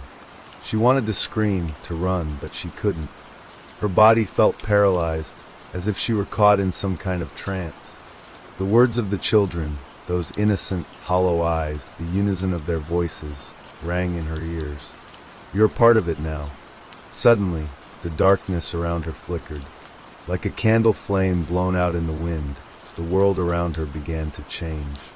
The shadows that had seemed to swallow her whole now pulled away, revealing the familiar shape of her classroom. But it was wrong, so wrong. The walls were warped, the edges fraying like an old painting. The floor was cracked, and the ceiling above her seemed to twist and warp, as though it couldn't quite hold itself together. The children's desks were still there, but the children themselves, the children, were no longer seated in them. They were standing, their forms stretching upward, unnatural and tall, their faces now devoid of humanity. Their hollow eyes were wide open, black as night, reflecting only emptiness. Their mouths stretched unnaturally wide, gaping like yawning chasms, but there was no sound. No words, only the faint rustling of paper, like the echo of something forgotten. And then in the center of the room, there was a figure, a tall, gaunt figure. It loomed above her, its face just barely visible in the darkness, but she could see the shape of its eyes. Empty, hollow, unblinking. It was watching her. "You wanted to know." The voice spoke again, now much closer. It was not a voice that came from the children or from the walls. It was coming from inside her own head. "You wanted to understand what was happening. Now you will. Now you will be part of it." Mrs. Parker tried to move, but her body remained frozen in place, as if held by invisible hands. She felt the cold from the figure pierce through her skin, chilling her to the bone. The air itself seemed to have turned ice cold, and with it, she felt something else, something crawling along the edges of her mind. A presence, ancient and unforgiving, seeping into her thoughts, making her feel small, helpless. She couldn't fight it. The knowledge flooded her mind. the truth she had tried so desperately to deny. The children, the hollow eyes, the whispers, it was all connected. The figure standing in front of her now seemed to grow even taller, towering over her. It raised its hand, long, spindly fingers stretching toward her. She could feel its grip tightening around her chest, squeezing the air from her lungs. You are a teacher, the figure spoke, its voice a rasping whisper that cut through her mind like a blade. A teacher of children, but you do not understand them. Not truly. No, she gasped, struggling to breathe. No, I don't want this. I don't want to be part of this. I just want to leave. The figure's hollow eyes focused on her, and for a moment, there was something almost familiar about it. Something she couldn't place, something that tugged at the edges of her memory. You cannot leave, it said. You can never leave. Not now. And as its words hung in the air, everything around her began to pulse. The walls seemed to close in on her, the ceiling descending lower. The children, their hollow eyes locked onto her, began to move in unison, their bodies swaying like marionettes, their mouths opening wide in eerie, synchronized motion. It was coming. It was the thing that controlled them, the thing they had been waiting for, the thing they had called to. Mrs. Parker's mind raced. She had to get out. She had to escape before it was too late. But she couldn't move, couldn't run. The walls had trapped her. The children, those innocent faces she had once taught, were now twisted beyond recognition, their presence suffocating, overwhelming. You don't belong here, one of the children, Tommy said, his voice a hollow echo of what it had once been. You never did. The world around her began to swirl, the edges of reality folding in on themselves. The classroom was no longer a classroom. It was something else entirely, a place between worlds, a place where the laws of nature didn't apply.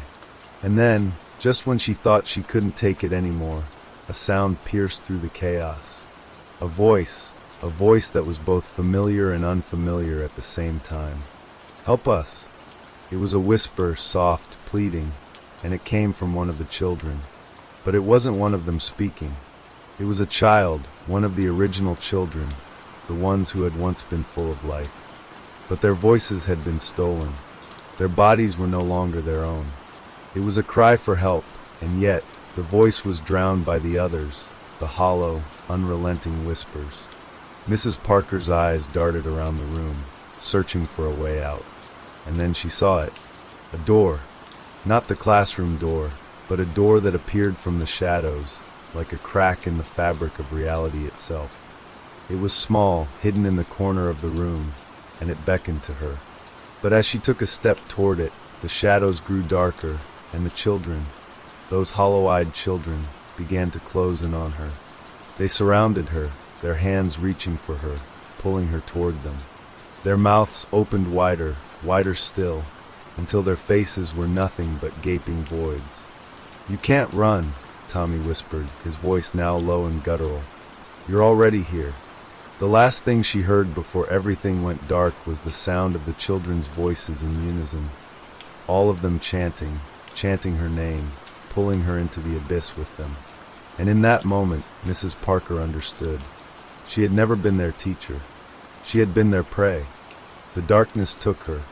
She couldn't see, couldn't hear, couldn't feel anything but the cold void that surrounded her. The sensation of falling deeper and deeper, twisted her stomach into knots. It was as though her very essence was being drawn into the blackness, swallowed by an invisible force that she couldn't escape. And then, just as suddenly as the darkness had consumed her, it released its grip. The cold, empty sensation faded, and Mrs. Parker gasped for breath, her chest heaving as if she had been submerged underwater for far too long. But as she opened her eyes, there was no relief. The world she had once known, the classroom, the walls were gone. Instead, she found herself standing in the middle of an endless field, stretching as far as her eyes could see. The air was thick with an unnatural fog that clung to her skin like cobwebs, and the sky above her was a murky gray, with swirling clouds that seemed to move in unnatural patterns. She turned slowly, trying to make sense of the world she had been thrown into. The field was empty, silent, save for the soft whispering sound that echoed all around her. It was the same whispering she had heard before, the hollow, chilling voices of the children, though this time they seemed distant, muffled, like they were coming from all directions at once. Where am I?" she whispered, her voice trembling in the vast emptiness. But no answer came. No one responded to her, except for the whispering that continued to swirl around her. Her mind raced, thoughts tumbling over one another. What had happened? Where were the children? Where was she? She wanted to scream, to demand answers, but the words died in her throat. The air around her felt thick, suffocating. There was no escape. Suddenly, the fog shifted, and out of the mist appeared a figure. It was tall and thin, draped in a cloak that seemed to merge with the shadows. Its face was obscured, but she could feel its presence, cold, ancient, and powerful. It wasn't like the children. No, this was something older, something far more terrifying. It took a slow step forward, and Mrs. Parker could feel the ground beneath her feet tremble. The whispers grew louder, as if they were urging her to listen, to understand. But she couldn't bring herself to move. She was paralyzed, her feet glued to the ground, her heart pounding in her chest as the figure drew nearer. When it finally spoke, its voice was low, gravelly, like a long-forgotten memory trying to break free from the depths of her mind. "You sought knowledge, Mrs. Parker," it said, its tone as cold as the grave. "But some things are better left unknown." She wanted to ask what it meant, but her throat was dry, and no words escaped her lips. Instead, she just stood there, frozen, staring at the figure as it came closer. The whispers around her became more insistent, swirling faster, becoming a cacophony of voices. But still, the figure did not move. "You were never meant to know," the figure continued, its voice echoing in her mind, reverberating through her very soul. "The children, they were always ours. And now, you belong to them as well." The figure raised its hand, and from the mist, shadows began to swirl and take form. More figures emerged, tall, hunched, faceless, slowly circling around her. Each one seemed to carry the same unnatural weight, the same suffocating presence. She could feel their eyes, though they had no faces. They were watching her, waiting. Her breath quickened, and her heart hammered in her chest. She had to escape. She had to find a way out of this place, away from the figures, away from the voices. But the more she tried to move, the more the fog tightened around her, trapping her in its grasp. The shadows closed in on her, and the whispers, the chanting, became unbearable. "You are a teacher," the figure said again, its voice rising to a chilling crescendo. "But you were never meant to teach. You were meant to learn. Learn what we are. Learn what you must become." Mrs. Parker could feel the shadows crawling over her skin, wrapping around her like chains. They were pulling her inward, dragging her toward the center of the circle of figures. She couldn't fight them. Her body moved of its own accord, her legs stumbling beneath her as she was pulled closer to the figure. "No!" she cried out, but her voice was lost in the sound of the whispers, drowned beneath their overwhelming chorus. "I don't want this. I don't want to be one of them." The figure reached out, its skeletal fingers brushing against her face. She recoiled, but there was nowhere to go. Her feet were rooted to the ground, her body frozen in place, as if some unseen force had locked her in place. The shadows pressed in tighter, and the figure's touch was icy, like the cold of the grave. "You wanted to change fate," it whispered, its voice now just a breath against her ear. "But fate is not so easily changed. You cannot escape what is already written." With those final words, the figure withdrew its hand, and the shadows around her closed in, swallowing her whole. And then, just as quickly as it had started, everything went black. There was no field, no fog, no figures, nothing.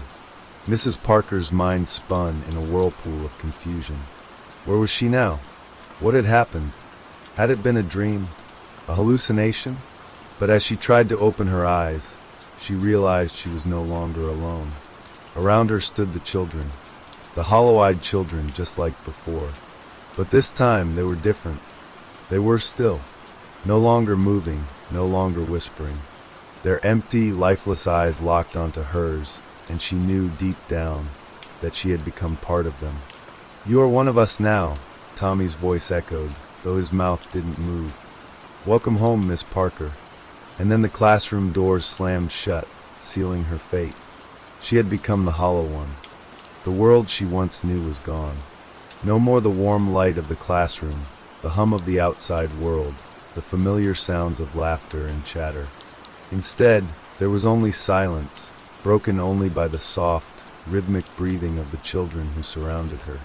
They were still like statues, their eyes fixed on her as if they were waiting for something, waiting for her to accept her new role, her new purpose. Mrs. Parker's chest tightened. The hollow feeling, the sense of something being wrong, had grown stronger. The whispers that had filled her mind before were now nothing more than a faint echo, barely audible, but still there, lurking in the corners of her thoughts. She tried to move, to speak, but her body felt heavy, as though it no longer belonged to her. "Miss Parker," Tommy's voice drifted into her mind again, distant but clear. "We're waiting for you." Her heart raced. Waiting for her? What did that mean? What was she supposed to do? She forced herself to look around the room, but the children, those strange, hollow-eyed children, were not the only things that had changed. The classroom was now different. The walls, once bright and welcoming, were now cracked and stained, their colors faded to dull shades of gray. The windows were fogged up, as if the outside world no longer existed, and the air smelled thick and stagnant, like the breath of something ancient and forgotten. The blackboard at the front of the room was covered in strange symbols, their meaning lost to her. They seemed to twist and shift, like they were alive, and whenever her gaze lingered too long on them, they seemed to pulse with an unnatural energy, as though they were drawing her in, beckoning her closer. She stumbled back, trying to break free from the invisible hold that had taken root in her chest. But the children, those eyes, they followed her every move, never blinking, never shifting. "Stop," she whispered to herself, forcing her feet to move. "You're imagining this. It's not real. It's just a dream, a nightmare." But deep down, she knew it wasn't a dream. She knew it wasn't just her imagination. Something had changed. Something had taken hold of her, and now it was too late to fight back. Suddenly, a sharp sound broke the silence, a low, drawn-out screech, like fingernails scraping against a chalkboard. Mrs. Parker froze. It was coming from the back of the room. Slowly, her gaze shifted to the source of the sound, her eyes widening as she saw the figure. It was a woman, standing in the shadows at the far end of the classroom. Her face was obscured, hidden beneath a dark veil, but the air around her shimmered with a dark, oppressive energy. Mrs. Parker could feel her presence, heavy and suffocating, like the weight of an ancient curse. The woman's body was tall and gaunt, her hands long and skeletal, her clothes hanging from her frame in tattered, flowing rags. She raised her head slightly, and for the first time, Mrs. Parker saw her eyes. They were black, empty voids like the eyes of the children, but far older, more ancient, as if they had seen things that no one should ever witness. Her lips curled into a thin, sharp smile. "Welcome," the woman said, her voice low and rasping, like the rustle of dry leaves in the wind. "I've been waiting for you, Miss Parker." The words hit her like a cold wave, paralyzing her where she stood. She opened her mouth to speak, to demand answers, but her throat was dry. She couldn't form the words. "You've seen them, haven't you?" the woman continued, stepping forward, her every movement fluid and unnatural. "The children, the whispers, the shadows. They've been waiting, waiting for the moment when you would join them." Mrs. Parker tried to move, but her limbs felt heavy, like they were made of stone. The more she struggled, the more the weight of the room pressed down on her, squeezing the air from her lungs. "The hollow ones," the woman whispered, almost lovingly. "The children are not just children, Miss Parker.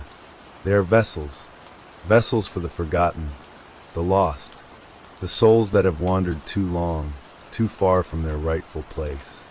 Her words echoed in Mrs. Parker's mind, sending a chill down her spine. Forgotten? Lost? What was she saying? They're not alive, you know, the woman continued, her smile widening, her voice almost playful. They never were, not in the way you think. But they have purpose, don't they? They wait and they listen. They seek and they find. What do you want from me? Mrs. Parker managed to rasp, her voice barely a whisper. The woman tilted her head, her eyes gleaming with a cold, predatory light. It's not what I want, dear, she said. It's what you want. You wanted to change fate, didn't you? You wanted to save them. Save the children. But now you see, don't you? You cannot escape what was already written. The hollow ones will always find their way to you. The woman raised her hand, and the shadows in the room seemed to shift in response. The children, once still, began to move, slowly at first, then faster, their bodies jerking and twitching in unnatural ways. Their hollow eyes never blinked, never wavered. They just stared, their gazes locked on Mrs. Parker as they began to move toward her, step by step. No! Mrs. Parker cried out, her breath coming in panicked gasps. She pushed against the air, trying to run, to break free. But the room seemed to stretch, to elongate, its walls closing in on her.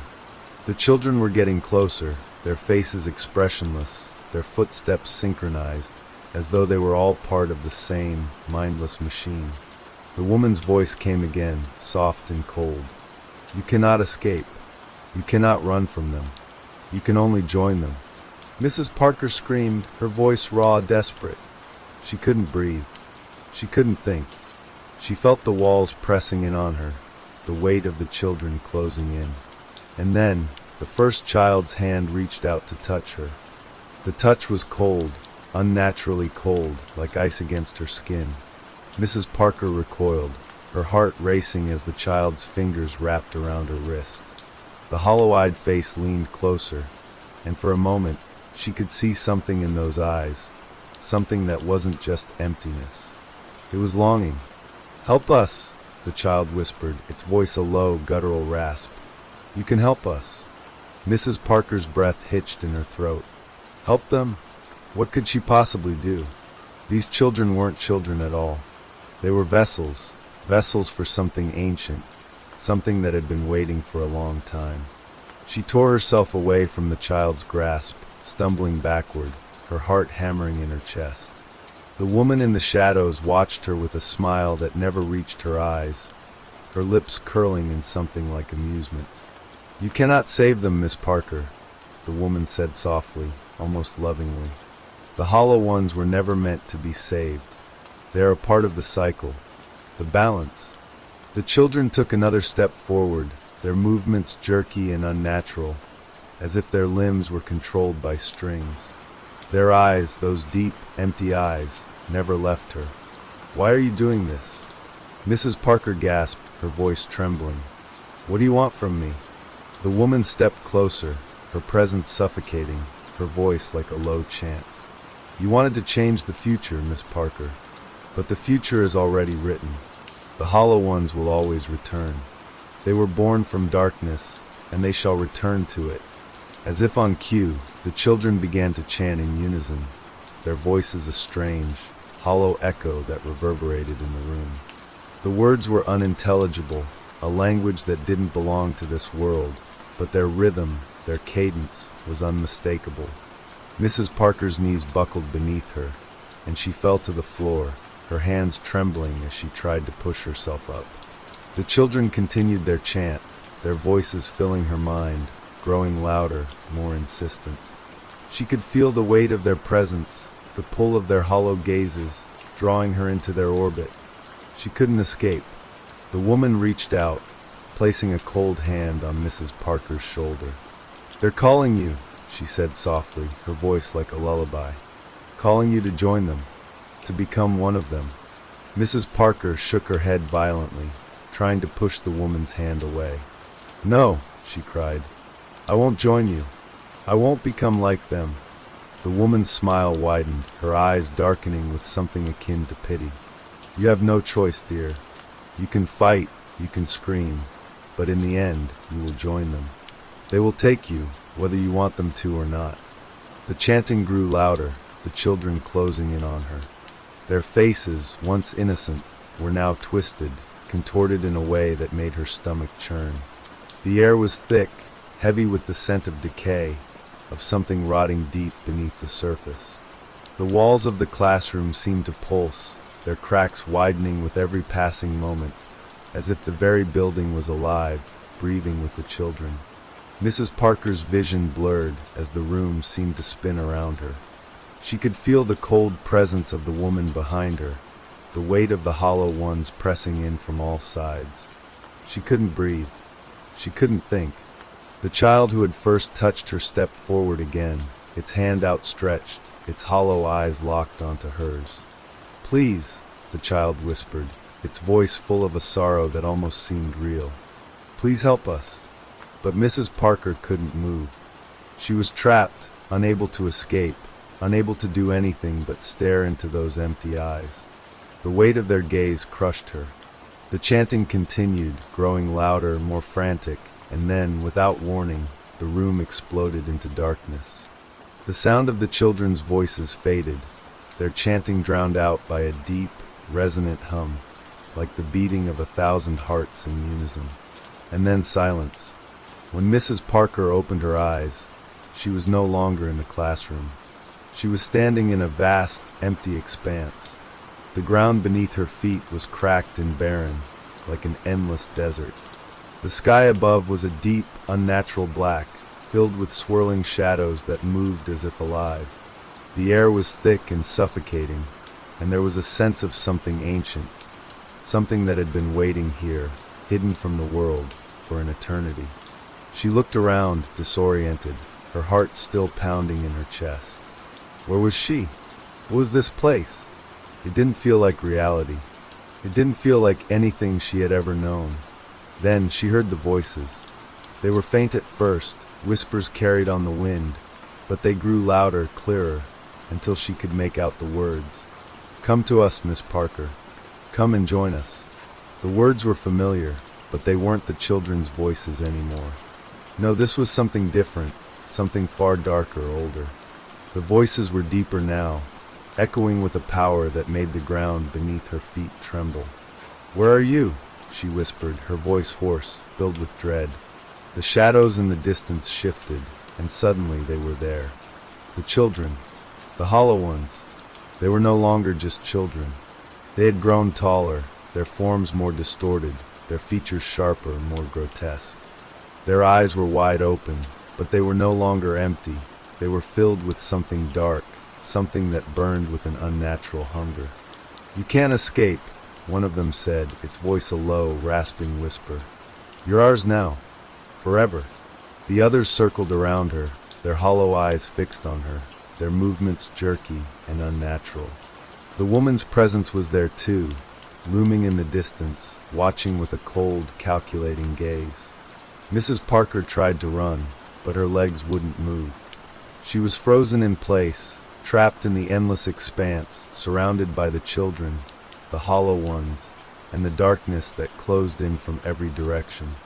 "You were always meant to join us," the woman's voice echoed. "You were always a part of this." And then, as the children reached out for her, their hands cold and unforgiving, she felt herself slipping away, into the darkness, into the void. There was no escape. There was no way out. The hollow ones had claimed her, and there was nothing left but silence. The silence in the void was suffocating. Mrs. Parker's thoughts were disjointed, her mind a blur of panic and confusion. She could still hear the echoes of the hollow one's whispers, but they were fading. The coldness in her chest had spread throughout her entire body, a numbing emptiness that felt like she was being swallowed whole by the shadows. But then, something stirred in the darkness. It wasn't a sound, not exactly, but a presence. A feeling that someone was moving in the shadows, watching her, waiting. Mrs. Parker's pulse quickened. She tried to call out, but her voice was lost in the blackness. She felt weightless, like she was floating, her body no longer bound by the laws of gravity. "Miss Parker," a voice whispered, soft and luring, like a mother's gentle call. "Come, join us." The voice was sweet, almost comforting, but it had no warmth, no kindness. It was an invitation, but it was an invitation into a nightmare she couldn't escape. The shadows thickened around her, swirling like a storm. She tried to move, to fight, but her limbs felt like they were made of stone, heavy and unyielding. The darkness wrapped around her like chains, pulling her deeper into its cold embrace. The whispers grew louder, louder still, until they filled her mind completely, drowning out everything else. "You can't run," the voice continued. "You belong to us now." Her heart thundered in her chest as her vision began to blur. She could see the faces of the hollow ones again, their hollow eyes glowing with an unnatural light. They were standing at the edges of the darkness, watching her with an intensity that made her skin crawl. The woman was there too, standing apart, her cold smile never fading. "No," Mrs. Parker whispered, her voice barely audible. "I won't join you." The woman stepped forward, her movements smooth and graceful, as though she had always been a part of this place, part of the darkness itself. "You already have, Miss Parker. You always have. You just didn't know it." The shadows around them seemed to pulse with energy, as though they were alive, feeding off her fear. Mrs. Parker's breaths were shallow, desperate, but there was nothing she could do. The darkness was overwhelming. She could feel it closing in on her, could feel herself being swallowed by it, piece by piece. The woman's laughter echoed around her, soft at first, but then it grew louder, more maddening, until it was all she could hear. "The hollow ones have waited so long for you, for the one who would break the cycle, who would end the curse. But you see, Miss Parker, there is no ending. Not for you, not for them." Mrs. Parker's vision swam with panic, her thoughts racing in a frenzy. The curse, the cycle, what did it mean? What did they want from her? She had been brought here for a reason, but she didn't understand what it was. "You are the key," the woman said, her voice cold and sweet, wrapping around her like a poisonous vine. "You were always meant to bring them back, to release them from the void they have been trapped in. And once you do," the woman's eyes gleamed with something that sent a chill through Mrs. Parker's soul. "Once you do," she repeated, her smile widening, "they will be free. Free to spread their darkness across the world. Free to take anyone they desire, to break all those who stand in their way. And you, Miss Parker, will be their queen." The words were like a spell, sinking deep into Mrs. Parker's mind, like poison in her veins. She could feel the darkness seeping into her very core, twisting her thoughts, warping her reality. It was all too much. She wanted to scream, to fight, but there was nothing left in her, no strength to resist. The hollow ones moved closer, their eyes still locked onto hers, their bodies twisting and shifting like shadows, their presence suffocating. One of them reached out, its hand cold and pale, but when it touched her, a jolt of freezing pain shot through her body, like her very soul was being pulled from her. Her vision blurred once again, and for a moment she could see flashes of something. Her classroom, the faces of her students, her own terrified face reflected in a shattered window. But the images flickered and vanished just as quickly as they had come. She was falling deeper and deeper into the darkness, pulled by the hollow ones. "No!" she gasped, her voice barely a whisper, a weak protest against the inevitability of it all. But the woman only smiled, her eyes gleaming with triumph. "There is no escape. You will be one of us. Forever." Mrs. Parker felt her consciousness slipping away. The world around her became a blur of blackness and twisted shapes. She wanted to fight, to scream, but it was as though her body no longer obeyed her. She could feel herself being pulled into the void, swallowed by the shadows, her very essence torn away by the hollow ones. And then silence. For a long moment, there was nothing. No voices, no shadows, no fear. Just an eerie, oppressive stillness. Then, slowly, like the rising of an ancient tide, the whispers began again. Faint at first, but growing louder with each passing second, until they filled the void completely. "Come, Miss Parker. Come and join us." But this time, Mrs. Parker didn't resist. This time, she embraced it. The darkness, the cold, the whispers, they were all a part of her now. She was one of them. She had always been one of them. And as the darkness enveloped her completely, she understood the truth. There was no breaking the cycle, no escape from the hollow ones. She was home, forever. The shadows twisted and coiled, their forms becoming sharper, more defined, as if taking shape in her mind. The whispers filled the emptiness around her, their voices low, hushed, and relentless. Miss Parker. The familiar name now sounded hollow, foreign, yet somehow inviting. She felt herself begin to slip further away, her mind growing heavy with their promises. She had fought against them for so long, but now she understood. There was no fight left. She had been chosen. She had always been a part of this dark place. Her body no longer felt like her own. Her limbs felt weightless, disconnected, as though she was no longer tethered to the world she had known. The darkness wrapped itself around her, tightening, shaping her like clay, molding her into something new. Her heart beat steadily, but with each thud, it sounded more like a whisper, like the soft rustling of leaves in the wind. And then, just as quickly as she had fallen into the abyss, the darkness began to shift again. Her surroundings, if you could call them surroundings, shifted too. She could feel the edges of the void beginning to recede, the weight of it lifting from her mind.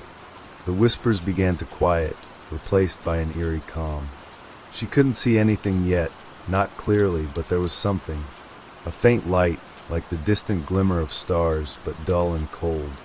The world that had once been so clear, the one she had fought so desperately to save, was fading from her memory, replaced by something else. The hollow ones, their presence, their voices, their insatiable hunger for her had become a part of her very being. There was no escaping them, no breaking free.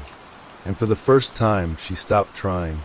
The sensation of being lost, of being adrift in the nothingness, began to settle in her chest like an old friend. It was no longer frightening. It was like a deep breath she hadn't known she was holding. "They are waiting," the woman's voice echoed, breaking through the quiet. "They are waiting for you to remember, Miss Parker. For you to join us. The hollow ones, the children, the darkness, they had always been here. She had always belonged to them. It was inevitable, a cycle older than time itself." The woman smiled, her face appearing before her once more. Cold and serene, her eyes hollow but filled with knowing. "We are waiting, Miss Parker. You are one of us now. You always have been." The void began to hum with energy, like the beginning of a storm, an electricity in the air that vibrated in the deepest part of her mind. The hollow ones were stirring again, their movements synchronized, as though they were bound by something far greater than just their will. They were waiting for her to lead them, to guide them. She could feel the connection now, stronger than ever. Her pupils dilated as she slowly opened her eyes, the faint light now becoming clearer, brighter. A memory flickered in her mind. A face she had forgotten, a child she had once loved, had once taught. But now, that memory was slipping from her grasp, fading like a dream. "Come," the woman's voice whispered again. "The hollow ones are calling you." Mrs. Parker's chest tightened as the weight of those words pressed down on her. She tried to recall her past, her life, her classroom, her students, the moments of joy she had once known.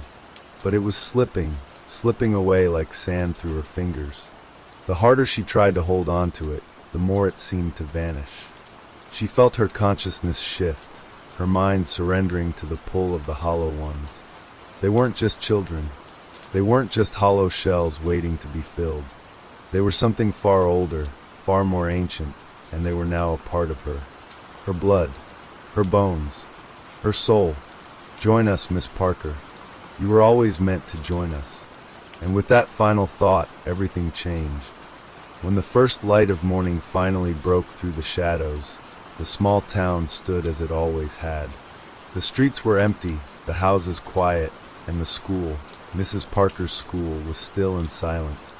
The children would arrive later, just as they always had, and their footsteps would echo in the hallways as they filed into their classrooms. Their voices would fill the rooms with their usual chatter, and their lessons would begin as if no time had passed. But somewhere in the depths of that school, something had changed. The hollow ones were no longer just whispers in the dark. They were real. They were here, and they had been waiting. The cycle was beginning again, and Miss Parker, once the teacher, was no longer a part of the world she had once known. She was one of them now, forever. The school bell rang, its chime echoing through the empty halls, a sound so familiar yet so haunting. It seemed to pulse, vibrating in the air like a living thing. Outside, the town carried on as usual, people going about their morning routines, unaware of the silent shift that had taken place. The sun was rising higher now, casting its warm golden light across the village, but the shadows in the corners of the school remained long, stretching towards something darker. In the classroom, the desks sat perfectly aligned, the chalkboard still covered with remnants of yesterday's lesson. The papers, the books, everything appeared just as it should, normal, orderly, untouched. But there was a presence now, a heaviness in the air, a weight that pressed down on the very walls of the room. It was as though the building itself had been altered, transformed into something else, something older. And then the children arrived. They filed in one by one, just as they always had. Their faces were innocent, their eyes wide and bright, their movements almost too synchronized. They sat down at their desks, their heads tilted slightly as they gazed around the room, as if seeing it through new eyes. Eyes that weren't quite human.